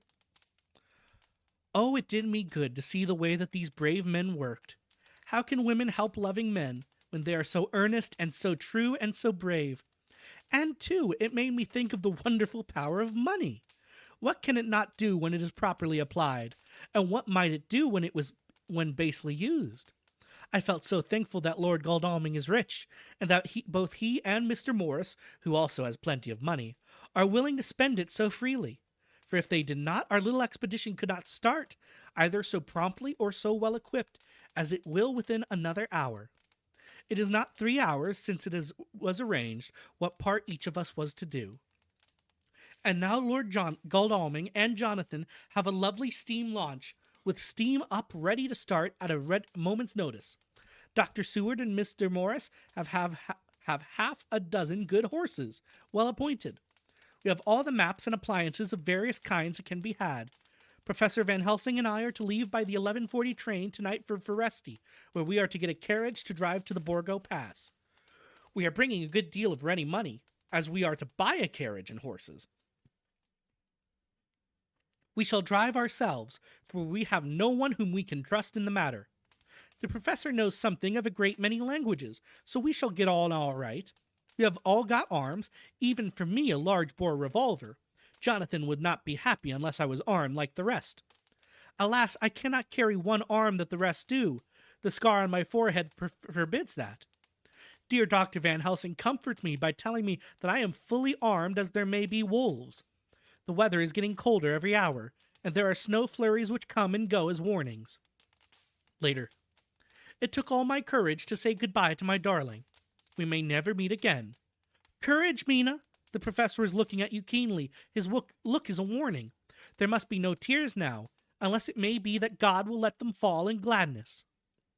We now turn to Jonathan Harker's journal, October 30th, night. And as I say that, I am reminded that Jonathan Harker came to Castle Dracula a year ago on this very day. This has been a year in the making, this chase. And they finish it on All Hallows Eve, when the Count will be at his strongest. Oh, this is good. I'm so excited for this. I am so ready for this. I am so ready for this. Jonathan Harker's journal, October 30th. That night. I am writing this in the light from the furnace door of the steam launch. Lord Godalming is firing up. He has an experienced hand at the work, and has had for years a launch of his own on the Thames, and another on the Norfolk Broads. Regarding our plans, we finally decided that Mina's guess was correct, and that if any waterway was chosen for the Count's escape back to his castle, the Sereth and then the Bistrizza at its junction would be the one. We took it, that somewhere about the 47th degree north latitude would be the place chosen for crossing the country between the river and the Carpathians. We have no fear in running at good speed up the river at night. There is plenty of water, and the banks are wide enough apart to make steaming, even in the dark, easy enough. Lord Godalming tells me to sleep for a while, as it is enough for the present for one to be on watch. But I cannot sleep. How can I, with the terrible danger hanging over my darling, and her going out into that awful place? My only comfort is that we are in the hands of God, and only for that faith it would be easier to die than to live, and so be quit of all the trouble. Mr. Morris and Dr. Seward were off on their long ride before we started. They are to keep up the right bank, far enough off to get on higher lands where they can see a good stretch of river and avoid the following of its curves. They have, for the first stages, 2 men to ride and lead their spare horses, 4 in all, so as to not excite curiosity. When they dismiss the men, which shall be shortly, they shall themselves look after the horses. It may be necessary for us to join forces, so that, if so, they can mount our whole party. One of the saddles has a movable horn, and can be easily adapted for Mina, if required. It is a wild adventure we are on. Here we are rushing along through the darkness, and the cold from the river seeming to rise up and strike us, with all the mysterious voices of the night around us. It all comes home. We seem to be drifting into unknown places and unknown ways, into a whole world of dark and dreadful things. Godalming is shutting the furnace door. 31st of October. Halloween. All Hallows Eve. Still hurrying along. The day has come, and Godalming is sleeping. I am on watch. The morning is bitterly cold. The furnace heat is grateful, though we have heavy fur coats. As yet we have passed only a few open boats, but none of them had on board any box or package of anything like the size of the one we seek. The men were scared every time we turned our lamp on them, and fell on their knees and prayed. The 1st of November, evening. Oh, we're just going to skip Halloween? I thought we were doing something thematic there. No? Okay. 1st of November, evening, I guess.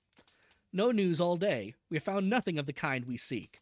We have now passed into the Bistritza, and if we are wrong in our surmise, our chance is gone. We have overhauled every boat, big and little. Early this morning, one crew took us for a government boat, and treating us accordingly. We saw in this a way of smoothing matters, so at Fundu, where the Bistritza runs into the Sereth, we got a Romanian flag which we now fly conspicuously. With every boat we have overhauled since then, the trick has succeeded. We have had every deference shown to us, and not once any objection to whatever we chose to ask or do. Some of the Slovaks tell us that a big boat passed them, going at more than usual speed as she had a double crew on board. This was before they came to Fundu, so they could not tell us whether the boat had turned into the Bistritza or continued up the Sereth. At Fundu we could not hear of any such boat, so she must have passed there in the night. I am feeling very sleepy. The cold is perhaps beginning to tell upon me, and nature must have rest sometime. Godalming insists that he shall keep the first watch. God bless him for all his goodness to poor dear Mina and to me. 2nd of November, morning. It is broad daylight. That good fellow would not wake me. He says it would have been a sin to, for I was slept peacefully and was forgetting my trouble. It seems brutally selfish to me to have slept so long and let him watch all night, but he was quite right. I am a new man this morning, and as I sit here and watch him sleeping, I can do all that is necessary, both as to minding the engine, steering, and keeping watch. I can feel that my strength and energy are coming back to me. I wonder where Mina is now, and Van Helsing. They should have got to Varetzi about noon on Wednesday. It would take them some time to get the carriage and horses, so if they had started and traveled hard, they would be about now at the Borgo Pass. God guide and help them. I'm afraid to think what may happen. If we could only go faster, but we cannot. The engines are throbbing and doing their utmost. I wonder how Dr. Seward and Mr. Morris are getting on. There seem to be endless streams running down the mountains into this river, but as none of them are very large, at present at all events, though they are doubtless terrible in winter when the snow melts. The horsemen may not have met much obstruction. I hope that before we get to Strasbourg we may see them, for if by that time we have not overtaken the Count, it may be necessary to take counsel together on what to do next. Dr. Seward's diary, the 2nd of November. 3 days on the road, no news, and no time to write it if there had been any, for every moment is precious. We have had only the rest needful for the horses, but we are both bearing it wonderfully. Those adventurous days of ours are turning up useful. We must push on. We shall never feel happy till we get the launch in sight again. 3rd of November. We heard at Fundu that the launch had gone up the Bistritza. I wish it wasn't so cold. There are signs of snow coming, and if it falls heavy, it will stop us. In such case, we must get a sledge and go on, Russian fashion. The 4th of November. Today we have heard of the launch having been detained by an accident when trying to force a way up the rapids. The Slovak boats get up all right, by aid of a rope and steering with knowledge. Some went up only a few hours before. Godalming is an amateur fitter himself, and evidently it was he who put the launch in trim again. Finally, they got up the rapids all right, with local help, and are off on the chase afresh. I fear that the boat is not any better for the accident. The peasantry tell us that after she got up upon smooth water again, she kept stopping every now and again, so long as she was in sight. We must push on harder than ever. Our help may be wanted soon. We go back a few days. Mina Harker's journal, the 31st of October. Arrived at Varetzi at noon. The professor tells me that this morning at dawn he could hardly hypnotize me at all, and that all I could say was dark and quiet. He is now buying a carriage and horses. He says that he will later on try to buy additional horses, so that we may be able to change them on the way. We have something more than 70 miles before us. The country is lovely and most interesting. If only we were under different conditions, how delightful it would be to see it all. If Jonathan and I were driving through it alone, what a pleasure it would be. To stop and see people and learn something of their life, and to fill our minds and memories with all the colors and picturesqueness of the whole wild, beautiful country and the quaint people. But alas. Later. Dr. Van Helsing has returned. He's got the carriage and horses. We're to have some dinner and to start in an hour. The landlady is putting us up a huge basket of provisions. It seems enough for a company of soldiers. The professor encourages her and whispers to me that it may be a week before we can get any good food again. He has been shopping, too, and has sent home such a wonderful lot of fur coats and wraps and all sorts of warm things. There will not be any chance of our being cold. We shall soon be off. I'm afraid to think what may happen to us. We are truly in the hands of God. He alone knows what may be, and I pray him, with all the strength of my sad and humble soul, that he will watch over my beloved husband, that whatever may happen, Jonathan may know that I loved him, and honored him more than I can say, and that my truest and latest thought will always be for him. That's the end of the chapter. We're about to hit chapter 27, which I'm going to double check. Chapter 27. We're about to hit the last chapter. We're here, boys. Castle Dracula. Big fight coming.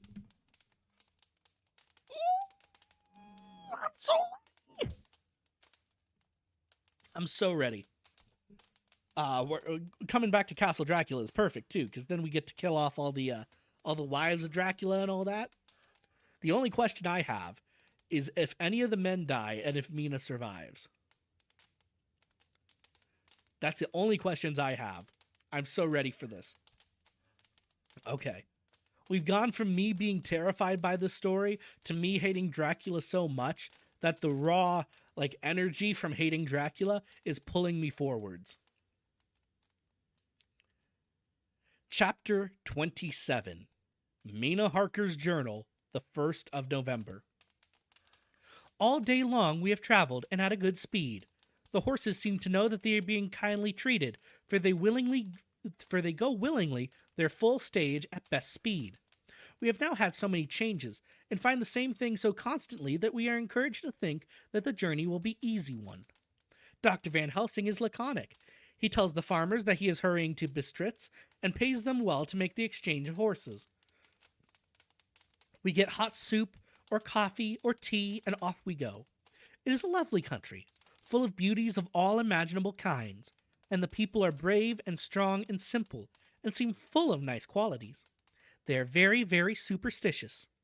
In the first house where we stopped, when the woman who served us saw the scar on my forehead, she crossed herself and put out 2 fingers towards me to keep off the evil eye.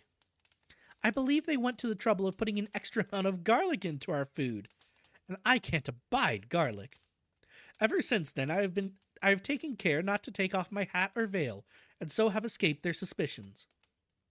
We are traveling fast, and as we have no driver with us to carry tales, we go ahead of scandal. But I dare say that fear of the evil eye will follow hard behind us all the way. The professor seems tireless. All day he would not take any rest, though he made me sleep for a long spell. At sunset he hypnotized me, and he says that I answered as usual, darkness, lapping water, and creaking wood. So our enemy is still on the river. I'm afraid to think of Jonathan, but somehow I have no fear for him or for myself. I write this whilst we wait in a farmhouse for the horses to be got ready. Dr. Van Helsing is sleeping. Poor dear, he looks very tired and old and gray, but his mouth is set as firmly as a conqueror's. Even in his sleep he is instinct with resolution. When we have well started, I must make him rest while I drive. I shall tell him that we have days before us, and we must not break down when most of all his strength will be needed. All is ready. We are off shortly. 2nd of November, morning. I was successful, and we took turns driving all night. Now the day is upon us, bright though cold. There is a strange heaviness in the air. I say heaviness for want of a better word. I mean that it oppresses us both. It is very cold, and only our warm furs keep us comfortable. At dawn, Van Helsing hypnotized me. He says I answered darkness, creaking wood, and roaring water, so the river is changing as they ascend. I do hope that my darling will not run any chance of danger, more than need be, but we are in God's hands. 2nd of November, night. All day long driving. The country gets wilder as we go, and the great spurs of the Carpathians, which at Veresti seemed so far from us and so low on the horizon, now seem to gather round us and tower in front. We both seem in good spirits. I think we make an effort each to cheer the other, and in the doing so we cheer ourselves. Dr. Van Helsing says that by morning we shall reach the Borgo Pass. The houses are very few here now, and the professor says that the last horse we got will have to go on with us, as we may not be able to change. He got 2 in addition to the 2 we changed, so that now we have a rude 4 in hand. The dear horses are patient and good, and they give us no trouble. We are not worried with other travelers, and so even I can drive. We shall get to the pass in daylight. We do not want to arrive before. So we take it easy, and have each a long rest in turn. Oh, what will tomorrow bring to us? We go to see the place where my poor darling suffered so much.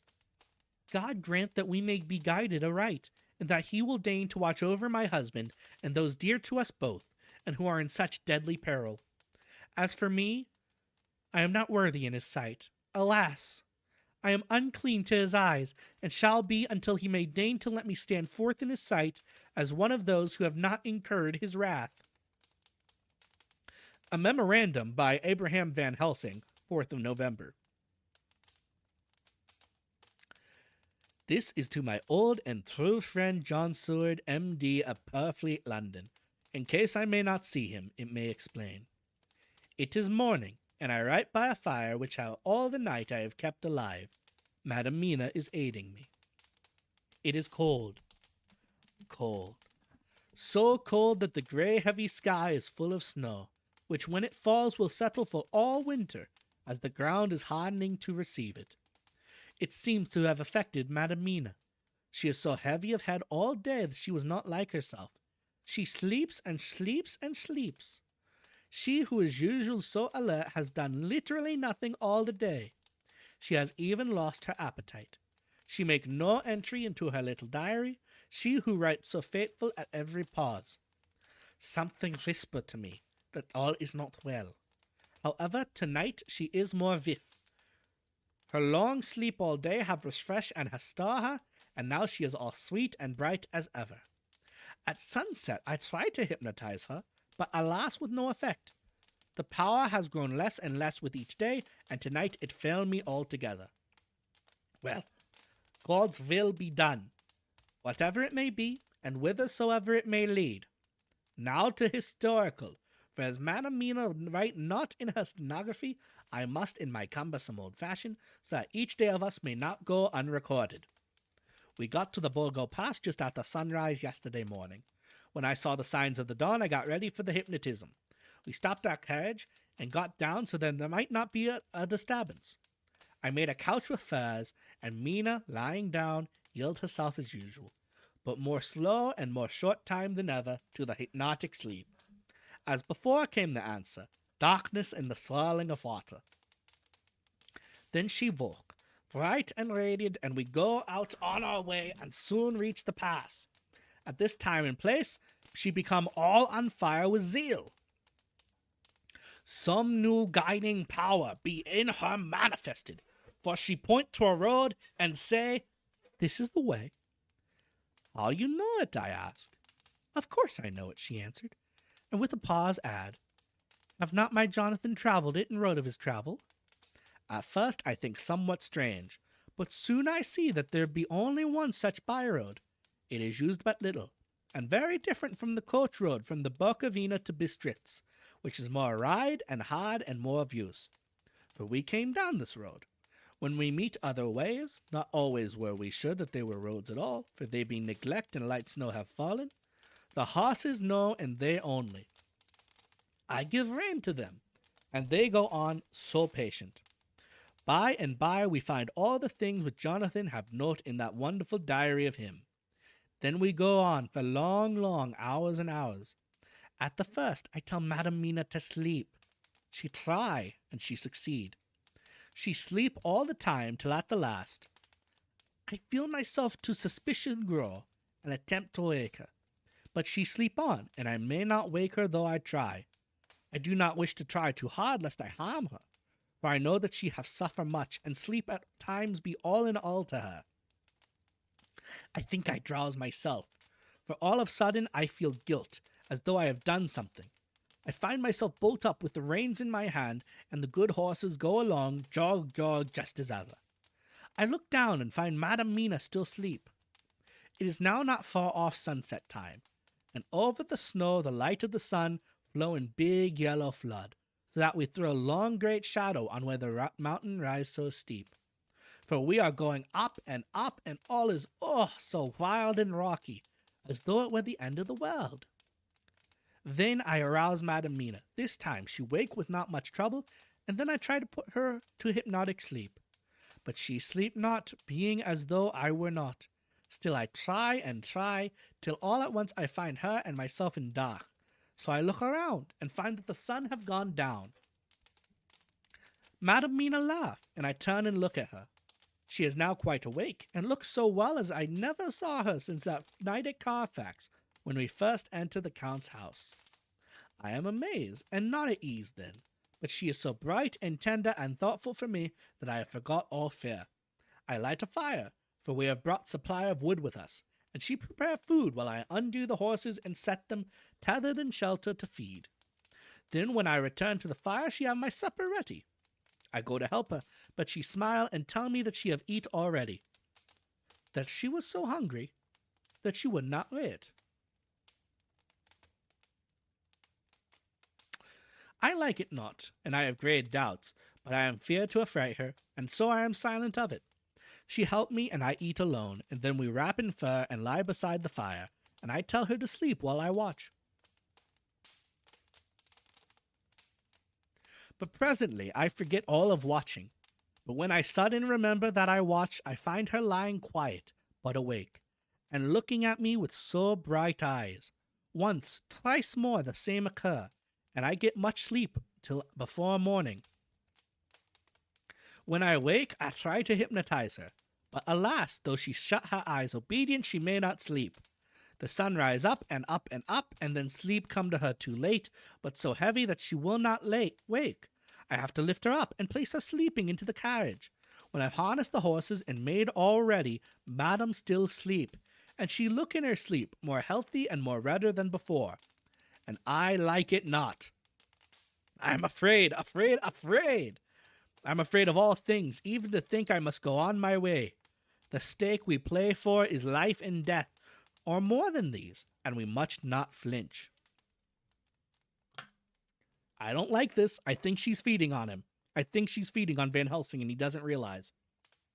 He doesn't have any symptoms yet, but I don't like it. Neither of the girls had symptoms at the first, and they were women. We don't quite know what the symptoms are for men.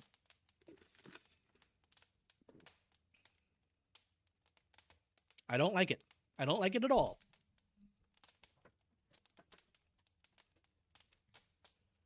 of November, morning.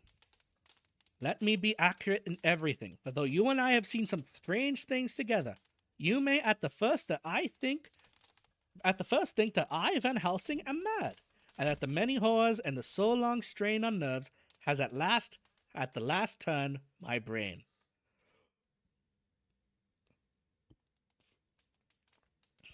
All yesterday we traveled, ever getting closer to the mountains and moving into a more and more wild and desert land. There are great, frowning precipices and much falling water, and nature seemed to have held some time her carnival. Madam Mina still sleep, and though I did have hunger and appeased it, I could not waken her, even for food. I began to fear that the fatal spell of the place was upon her, tainted as she is with that vampire baptism. Well, said I to myself, if it be that she sleep all day, it shall also be that I do not sleep at night. As we travel on the rough road, for a road of an ancient and imperfect kind there was, I held down my head and slept. Again I waked with a sense of guilt and of time past, and found Madam Mina still sleeping, and the sun low down. but all was indeed changed. The frowning mountains seemed further away, and we were near the top of a steep rising hill, on summit of which was a castle, as Jonathan tell of in his diary. At once I exulted and feared, for now, for good or ill, the end was near. I woke Madam Mina and again tried to hypnotize her, but alas, unavailing till too late. Then ere the great dark came upon us, for even after sundown the heavens reflected the gone sun on the snow, and for all a time, and all was for a time, in a great twilight. I took out the horses and fed them in what shelter I could. Then I make a fire, and near it I make Madam Mina, more awake and more charming than ever, sit comfortable amid her rugs. I got ready food, but she would not eat, simply saying that she had not hunger. I did not press her, knowing her unavailingness, but I myself eat, for I must needs now be strong for all. Then, with the fear on me of what might be, I drew a ring so big for her comfort, round where Madam Renum sat, and over the ring I passed some of the rafer, and I broke it so fine, so that all was well guarded. She sat still at the time, so still as one dead, and she grew whiter and whiter till the snow was not more pale, and no word she said. But when I drew near she clung to me, and I could know that the poor soul shook her from head to feet with a tremor that was pain to feel. I said to her presently, when she had grown more quiet, "Will you not come over to the fire, for I wish to make a test of what she could?" She rose obedient, but when she had made a step she stopped, and stood as one stricken. "Why not go on?" I asked. She shook her head, and coming back, sat down in her place. Then looking at me with open eyes, as of one waked from sleep, she said simply, "I cannot," and remained silent. I rejoiced, for I knew that what she could not, none of those that we dreaded could. Though there might be danger to her body, yet her soul was safe. Presently, the horses began to scream, and tore at their tethers till I came to them and quieted them. When they did feel my hands on them, they whinnied low as in joy, and licked at my hands, and were quiet for a time. Many times through the night did I come to them, till arrived at the cold hour when all nature is lowest, and every time my coming was with quiet of them. In the cold hour the fire began to die, and I was about stepping forth to replenish it. For now the snow came in flying sweeps, and with it a chill mist.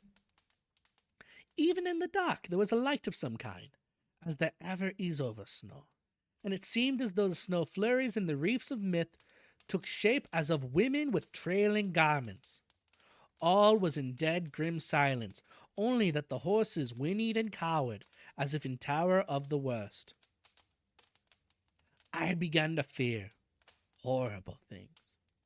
But then came to me the sense of safety in that ring wherein I stood. I began, too, to think that my imaginings were of the night and the gloom and the unrest that I had gone through, and of all the terrible anxiety.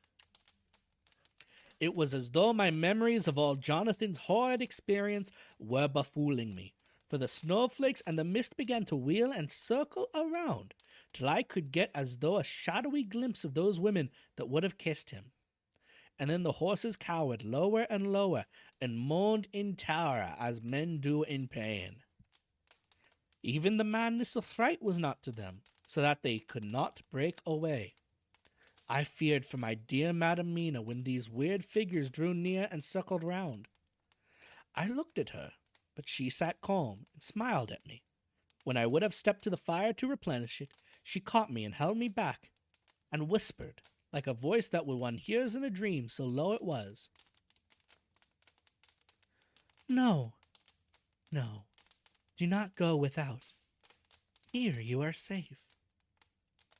I turned to her, and looking in her eyes, and said, "But you, it is for you that I fear."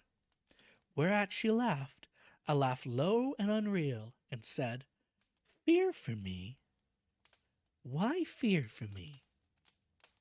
None are safer in the world from them than I am. And as I wondered at the meaning of her words, a puff of wind made the flame leap up, and I see the red scar on her forehead. Then, alas, I knew. Did I not, I would soon have learned. For the revealing figures of mist and snow came closer, but keeping ever without the holy circle. Then they began to materialize, till, if God have not taken away my reason, for I saw it through my eyes, there were before me in actual flesh the same 3 women that Jonathan saw in the room when they would have kissed his throat. I knew the swaying round forms, the bright hard eyes, the white teeth, the ruddy color, the voluptuous lips. They smiled ever at poor dear Madam Mina, and as their laugh came through the silence of the night, they twined their arms and pointed to her, and said in those so sweet tingling tones that Jonathan said were of the intolerable sweetness of the water glasses, "Come, sister, come to us. Come, come."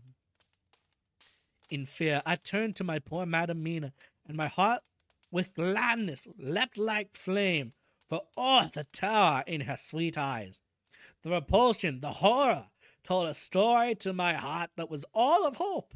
God be thanked she was not yet of them. I seized some of the firewood which was by me, and holding out some of the wafer, advanced on them towards the fire. They drew back before me, and laughed a low, horrid laugh. I fed the fire, and feared them not, for I knew that we were safe within our protections. They could not approach me whilst so armed, nor Madam Mina while she remained within the ring, which she could not leave no more than they could enter. The horses had ceased to mourn, and lay still on the ground. The snow fell on them softly, and they grew whiter. I knew that there was for the poor beasts no more of terror. And so we remained till the red of the dawn to fall through the snow gloom. I was desolate and afraid and full of woe and terror, but when that beautiful sun began to climb, the horizon life was to me again. At the first coming of the dawn, the horrid figures melted in the whirling mist and snow. The wreaths of transparent gloom moved away towards the castle and were lost. Instinctively, with the dawn coming, I turned to Madam Mina, intending to hypnotize her, but she lay in a deep and sudden sleep, from which I could not wake her. I tried to hypnotize through her sleep, but she made no response, none at all, and the day broke. I fear yet to stir. I have made my fire and have seen the horses. They are all dead. Today I have much to do here, and I keep waiting till the sun is up high, for there may be places where I must go, where that sunlight, though snow and mist obscure it, will be to me a safety. I will strengthen me with a breakfast, and then I will try to my terrible work. Madam Mina still sleeps, and God be thanked she is calm in her sleep.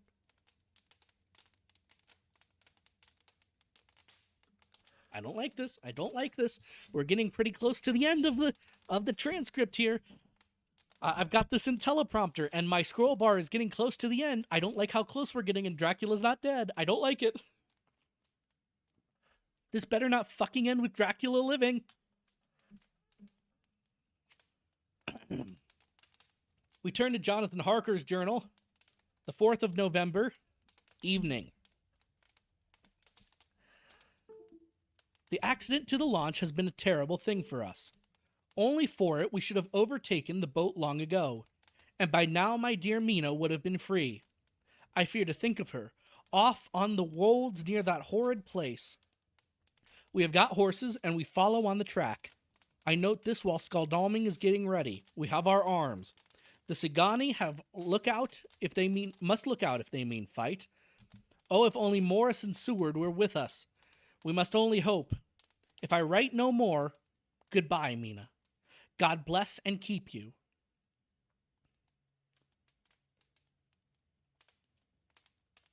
I don't like this. Dr. Seward's diary, the 5th of November. With the dawn, we saw the body of Sigani before us dashing away from the river with their lighter wagon. They surrounded it in a cluster and hurried along as though beset. The snow is falling lightly, and there is a strange excitement in the air. It may be our own feelings, but the depression is strange. Far off, I hear the howling of wolves. The snow brings them down from the mountains, and there are dangers to all of us, and from all sides. The horses are nearly ready, and we are soon off. We ride to death of someone. God alone knows who, or where, or what, or when, or how it may be. We turn back to Dr. Van Helsing's memorandum, the 5th of November, afternoon. Everyone's on the road now, so I don't know how much you can do here.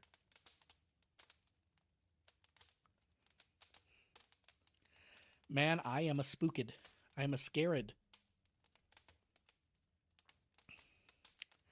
I am at least sane. Thank God for that mercy at all events, though the proving it has been dreadful. When I left Madam Mina sleeping within the holy circle, I took my way to the castle. The blacksmith hammer, which I took in the carriage from Vresti, was useful. Though the doors were all open, I broke them off the rusty hinges, lest some ill intent or ill chance should close them, so that being entered, I might not get out. Good plan, I like it. Jonathan's better experience served me here. By memory of his diary, I found my way to the old chapel, for I knew that here my lurk lay. The air was oppressive.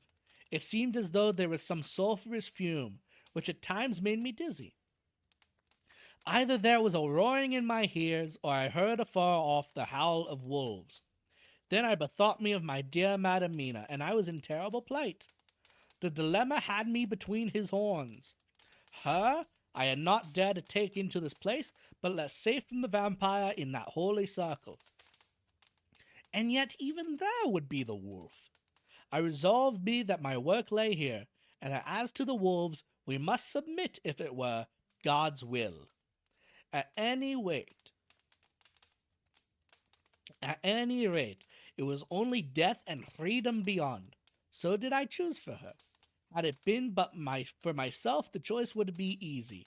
The maw of the wolf were better to rest in than the grave of the vampire. So I make my choice to go on with my work. I knew that there are at least 3 graves to find. Graves that are in habit, so I search, and I find one of them. She lay in our vampire sleep, so full of life and voluptuous beauty that I shudder as though I have come to do murder. Ah, I doubt not that in old time, when such things were, many a man who set forth to do such a task as mine found at the last his heart fail him, and then his nerve. So he delay and delay and delay, till the mere beauty and the fascination of the wanton undead have hypnotized him. And he remain on and on till sunset come and the vampire sleep be over. Then the beautiful eyes of the fair woman open and look love, and the voluptuous mount present to a kiss, and man is weak. And there remain one more victim in the vampire fold, one more to swell the grim and grisly danks of the undead. There is some fascination, surely, when I am moved by the mere presence of such a one, even lying as she lay, in a tomb fretted with age and heavy with the dust of centuries, though that be their horrid odor, such as the lairs of the Count have had. Yes, I was moved, I, Van Helsing, with all my purpose and all my motive for hate. I was moved to a yearning for delay, which seemed to paralyze my faculties and to clog my very soul. It may have been that the need of natural sleep and the strange oppression of the air were beginning to overcome me. Certain it was that I was lapsing into sleep, the open-eyed sleep of one who yields to a sweet fascination. When there came, through the snow-stilled air, a long, low wail, so full of woe and pity that it woke me like the sound of a clarion. For it was the voice of my dear Madam Mina that I heard. Then I braced myself again to my horrid task, and found by wrenching away tomb tops one of the other sisters, the other dark one. I dared not pause to look on her as I had on her sister, lest more I should lest once more I should begin to be enthralled, but I go on searching until presently I find in a high great tomb, as if made to one much beloved, that other fair sister, which, like Jonathan and I, had seen to gather herself out of the atoms of the mist. She was so fair to look on, so radiantly beautiful, so exquisitely voluptuous, that the very instinct of man in me, which calls some of my sex to love and to protect one of hers, made my head whirl with new emotion. But God be thanked, that soul wail of my dear Madam Mina had not died out of my ears, and before the spell could be wrought further upon me, I had nerved myself to wild work. By the time I had searched all the tombs in the chapel, so far as I could tell, and as there had only been 3 of these undead phantoms around us in the night, I took it that there were no more of active undead existence. There was one great tomb, more lordly than all the rest. Huge it was, and nobly proportioned. On it was but one word: Dracula. Then this was the undead home of the king vampire, to whom so many more were due. Its emptiness spoke eloquent to make certain what I knew. Before I began to restore these women to their dead selves through my awful work, I laid in Dracula's tomb some of the wafer, and so banished him from it, undead forever. Then began my terrible task, and I had dreaded it. Had it been but 1, it would have been easy, comparative. But 3, to begin twice more after I had been thought a deed of horror. For it was terrible with the sweet Miss Lucy. What would it not be with the strange ones who had survived centuries, and who had been strengthened by the passing of the years, who would, if they could, have fought for their foul lives? Oh, my friend John, it was butcher work. But I have not been nerved by the thoughts of other dead, and of the living over whom such have... But had I not been nerved by thoughts of other dead, and of the living over whom hung such a pall of fear, I could not have gone on. I tremble, and tremble even yet, though till all was over, God be thanked, my nerve did stand.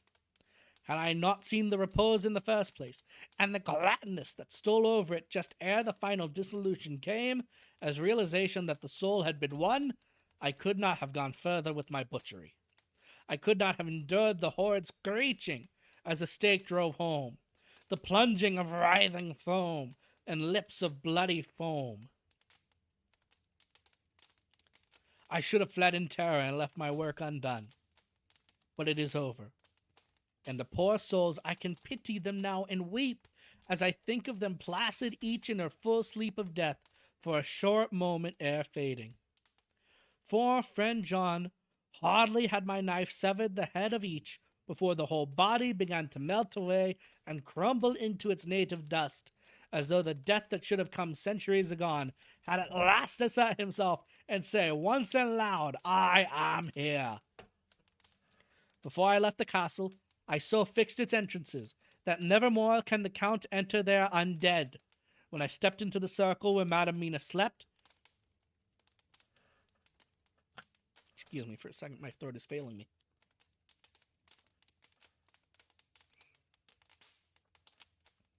When I stepped into the circle where Madam Mina slept, she woke from her sleep and seeing me cried out in pain that I endured too much. Come, she said, come away from this terrible place. Let us go to meet my husband, who I know is coming towards us. She was looking thin and pale and weak, but her eyes were pure and glowed with fervor. I was glad to see her paleness and her illness, for my mind was full of the fresh horror of that ruddy vampire sleep. And so with trust and hope, and yet full of fear, we go eastward to meet our friends, and him whom Madam Mina tell me that she know are coming to meet us. We turn to Mina Harker's journal, the 6th of November. It was late in the afternoon when the professor and I took our way towards the east, whence I knew Jonathan was coming. We did not go fast, though the way was steeply downhill, for we had to take heavy rugs and wraps with us. We dare not face the possibility of being left without warmth in the cold and the snow. We had to take some of our provisions, too, for we were in a perfect desolation, and, so far as we could see through the snowfall, there was not even the sign of habitation.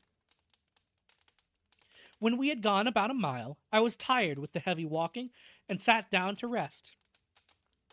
Then we looked back and saw where the clear line of Dracula's castle cut the sky, for we were so deep under the hill whereon it was set that the angle of perspective of the Carpathian mountains was far below it. We saw it in all its grandeur, perched 1,000 feet on the summit of a sheer precipice, and with seemingly a great gap between it and the steep of the adjacent mountain on any side. There was something wild and uncanny about the place. We could hear the distant howling of wolves. They were far off, but the sound, even though coming muffled through the deadening snowfall, was full of terror. I knew from the way Dr. Van Helsing was searching about that he was trying to see some strategic point where we would be less exposed in case of attack. The rough roadway still led downwards. We could trace it through the drifted snow.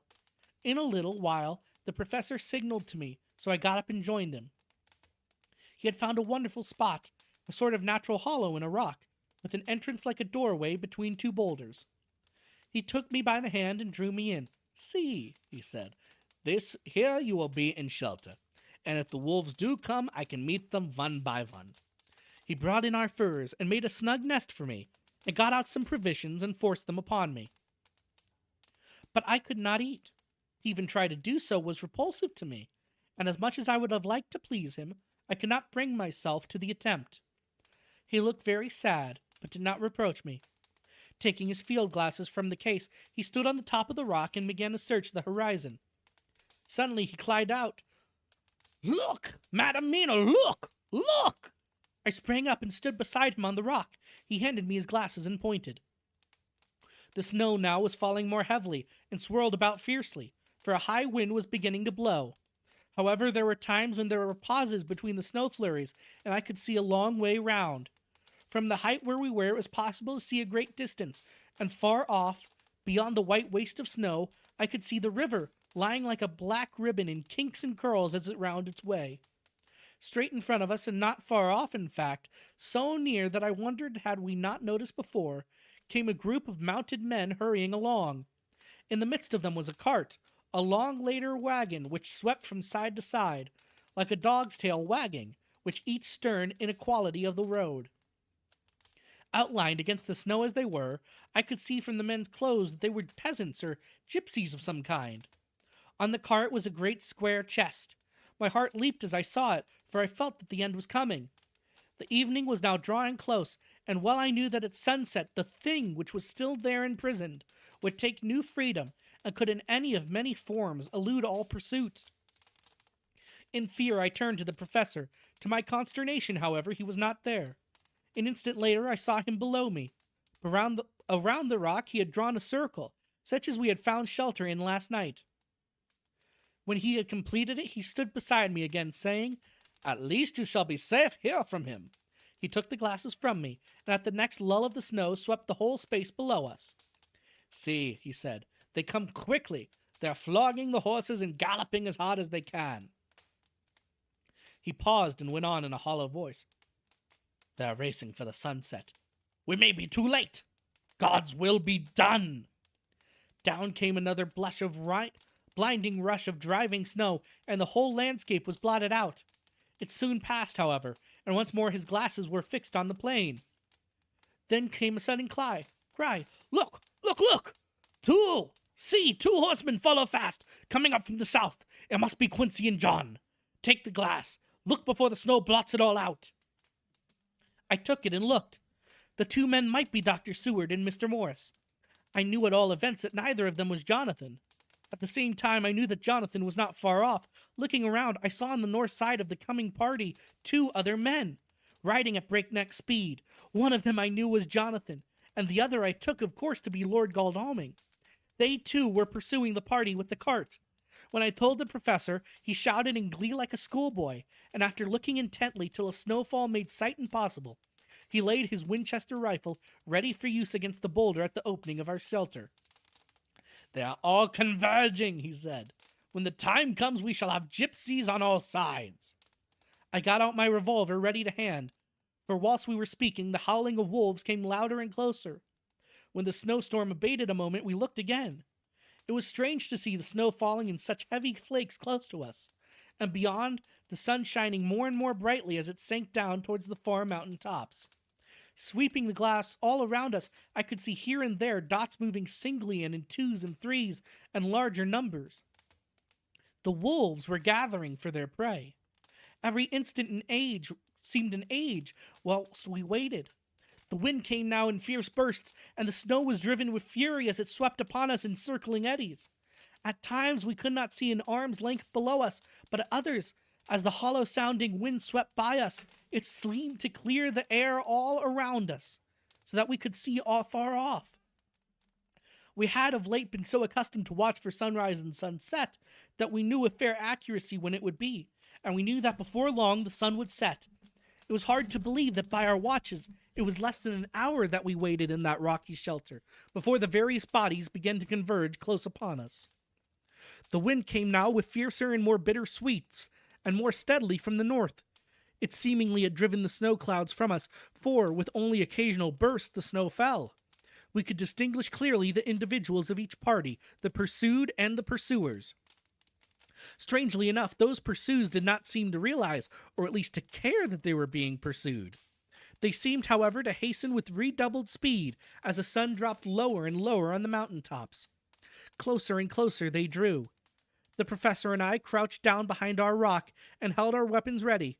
I could see that he was determined that they should not pass. One and all were quite unaware of our presence. All at once, two voices shouted out to "Halt!" One was my Jonathan's, raised in a high key of passion. The other Mr. Morris's strong, resolute tone of quiet command. The gypsies may not have known the language, but there was no mistaking the tone in whatever tongue the words were spoken. Instinctively they reined in, and at the instant Lord Godalming and Jonathan dashed up at one side, and Dr. Seward and Mr. Morris on the others. The leader of the gypsies, a splendid-looking fellow who sat on his horse like a centaur, raved them back, and in a fierce voice gave to some companions some words to proceed. They lashed the horses, which sprang forward, but the four men raised their Winchester rifles, and in an unmistakable way commanded them to stop. At the same moment, Dr. Van Helsing and I rose from behind the rock and pointed our weapons at them. Seeing that they were surrounded, the men tightened their reins and drew up. The leader turned to them and gave a word at which every man of the gypsy party drew what weapon he carried, knife or pistol, and held himself in readiness to attack. Issue was joined in an instant. The leader, with a quick movement of his rein, threw his horse out in front, and pointing first to the sun, now close down to the hilltops, and then to the castle, said something which I did not understand. For answer, all four men of our party threw themselves from their horses and dashed towards the cart. I should have felt terrible fear at seeing Jonathan in such danger, but that the ardor of battle must have been upon me as well as the rest of them. I felt no fear, but only a wild surging desire to do something. Seeing the quick movement of our parties, the leader of the gypsies gave a command. His men instantly formed round the cart in a sort of undisciplined endeavor, each one shouldering and pushing the other in his eagerness to carry out the order. In the midst of this, I could see that Jonathan on one side of the ring of men and Quincy on the other were forcing a way to the cart. It was evident that they were bent on finishing their task before the sun should set. Nothing seemed to stop or even to hinder them. Neither the level weapons nor the flashing knives of the gypsies in front, nor the howling of the wolves behind, appeared to even attract their attention. Jonathan's impetuosity and the manifest signalness of his purpose seemed to overawe those in front of him. Instinctively they cowered aside and let him pass. In an instant he had jumped upon the cart, and with a strength which seemed incredible, raised the great box and flung it over the wheel to the ground. In the meantime, Mr. Morris had had to use force to pass through his side of the ring of Sagani. All the time I had been breathlessly watching Jonathan. I had, with the tail of my eye, seen him pressing desperately forward, and had seen the knives of the gypsies flash as he won a way through them, and they cut at him. He had parried with his great bowie knife, and at first I thought he had come through in safety. But as he sprang beside Jonathan, who had now jumped from the cart, I could see that with his left hand he was clutching at his side, and that the blood was spurting through his fingers.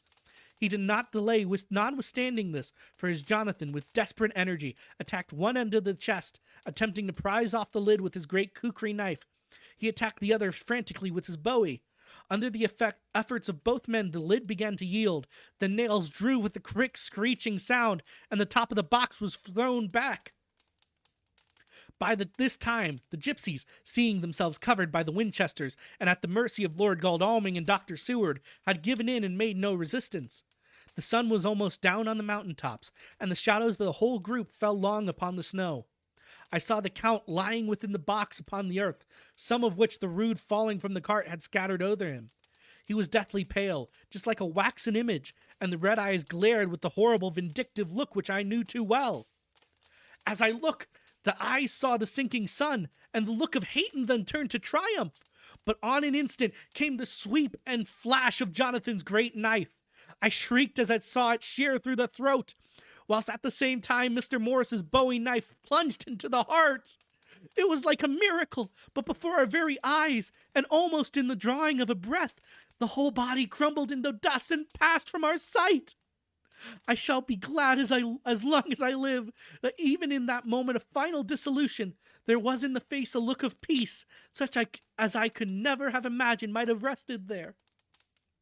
The castle of Dracula now stood out against the red sky, and every stone of its broken battlements was articulated against the light of the setting sun. The gypsies, taking us as in some way the cause of the extraordinary disappearance of the dead man, turned without a word and rode away as if for their lives. Those who were unmounted jumped upon the later wagon and shouted to the horsemen not to desert them. The wolves, which had withdrawn to a safe distance, followed in their wake, leaving us alone. Mr. Morris, who had sunk to the ground, leaned upon his elbow, holding his hand pressed to his side.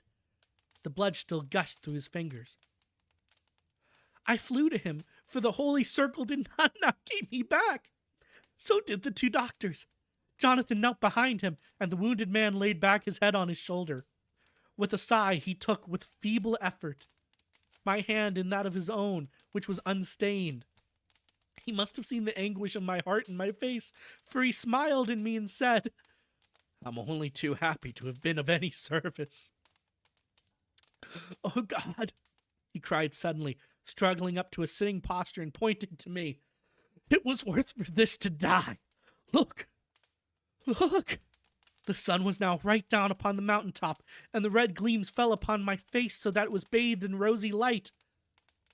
With one impulse the men sank on their knees, and a deep and earnest amen broke from all as their eyes followed the pointing of his finger. The dying man spoke. "Now God be thanked that this has not all been in vain. See, the snow is not more stainless than her forehead. The curse is passed away." And to our bitter grief, with a smile and in silence he died. A gallant gentleman.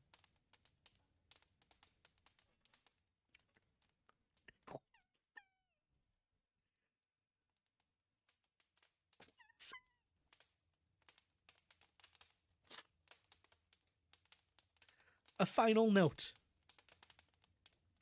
7 years ago, we all went through the flames, and the happiness of some of us since then is, we think, well worth the pain we endured. It is an added joy to Mina and to me that our boy's birthday is the same as that on which Quincy Morris died. His mother holds, I know, the secret belief that some of our brave friend's spirit has passed into him. His bundle of names links all of our little band of men together, but we call him Quincy. In the summer of this year, we made a journey to Transylvania and went over the old ground which was and is to us so full of vivid and terrible memories. It was almost impossible to believe that the things which we had seen with our own eyes and heard with our own ears were living truths. Every trace of all that had been was blotted out. The castle stood as before, reared high above a waste of desolation. When we got home, we were talking of the old time, which we could all look back on without despair, for Godalming and Seward are both happily married. That's my boys! I took the papers from the safe where they have been ever since our return so long ago. We were struck with the fact that in all the mass of material of which the record is composed, there is hardly one authentic document, nothing but a mass of typewriting, except the later notebooks of Mina and Seward and myself and Van Helsing's memorandum. We could hardly risk anyone, even did we wish to accept these as proofs to so wild a story. Van Helsing summed it all up as he said, with our boy on his knee. We want no proofs, we ask none to believe us. This boy will know some day what a brave and gallant woman his mother is. Already he knows her sweetness and loving care. Later on, he will understand how some men loved her so much that they did dare much for her sake. This has been written by Jonathan Harker. The end. I'm actually crying. I'm actually crying, man.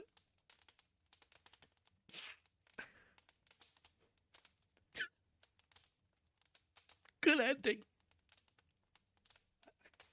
Bram Stoker, I repeal my oaths against you, sir.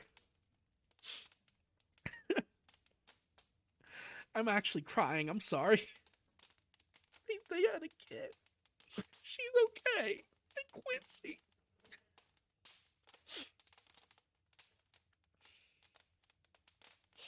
Of course, the American dies.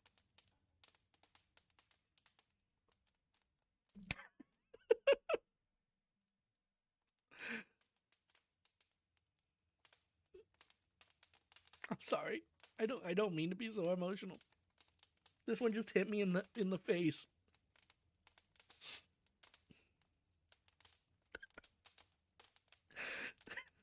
I need a minute. I'm sorry.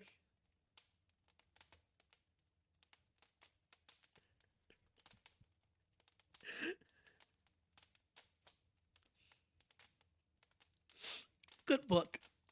Good book. Good book.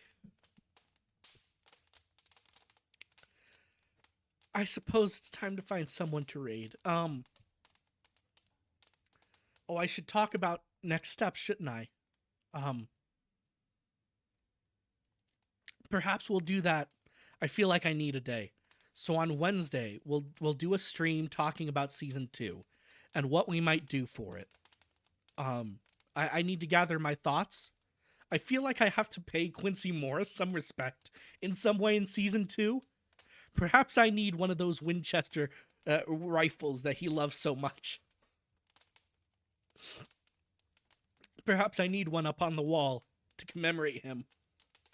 Or with my person. I don't know. Wednesday we'll talk about it. For right now, let's find someone to raid.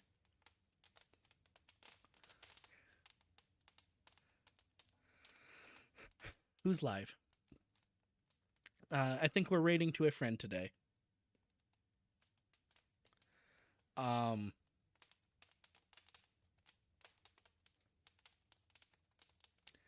We're gonna raid out to Anna. Miss Anna Atrocious. She's had a wonderful run of it so far. We're gonna raid out to Anna. I want to thank everyone for coming by. It has been, oh gosh, I did not expect Dracula to make me cry. I honestly did not expect it to make me cry, man. That's how you finish a book. Mina's okay. Okay, we're gonna go raid Anna. Everyone say hi. Be nice. I'll see you all Wednesday. Oh, I need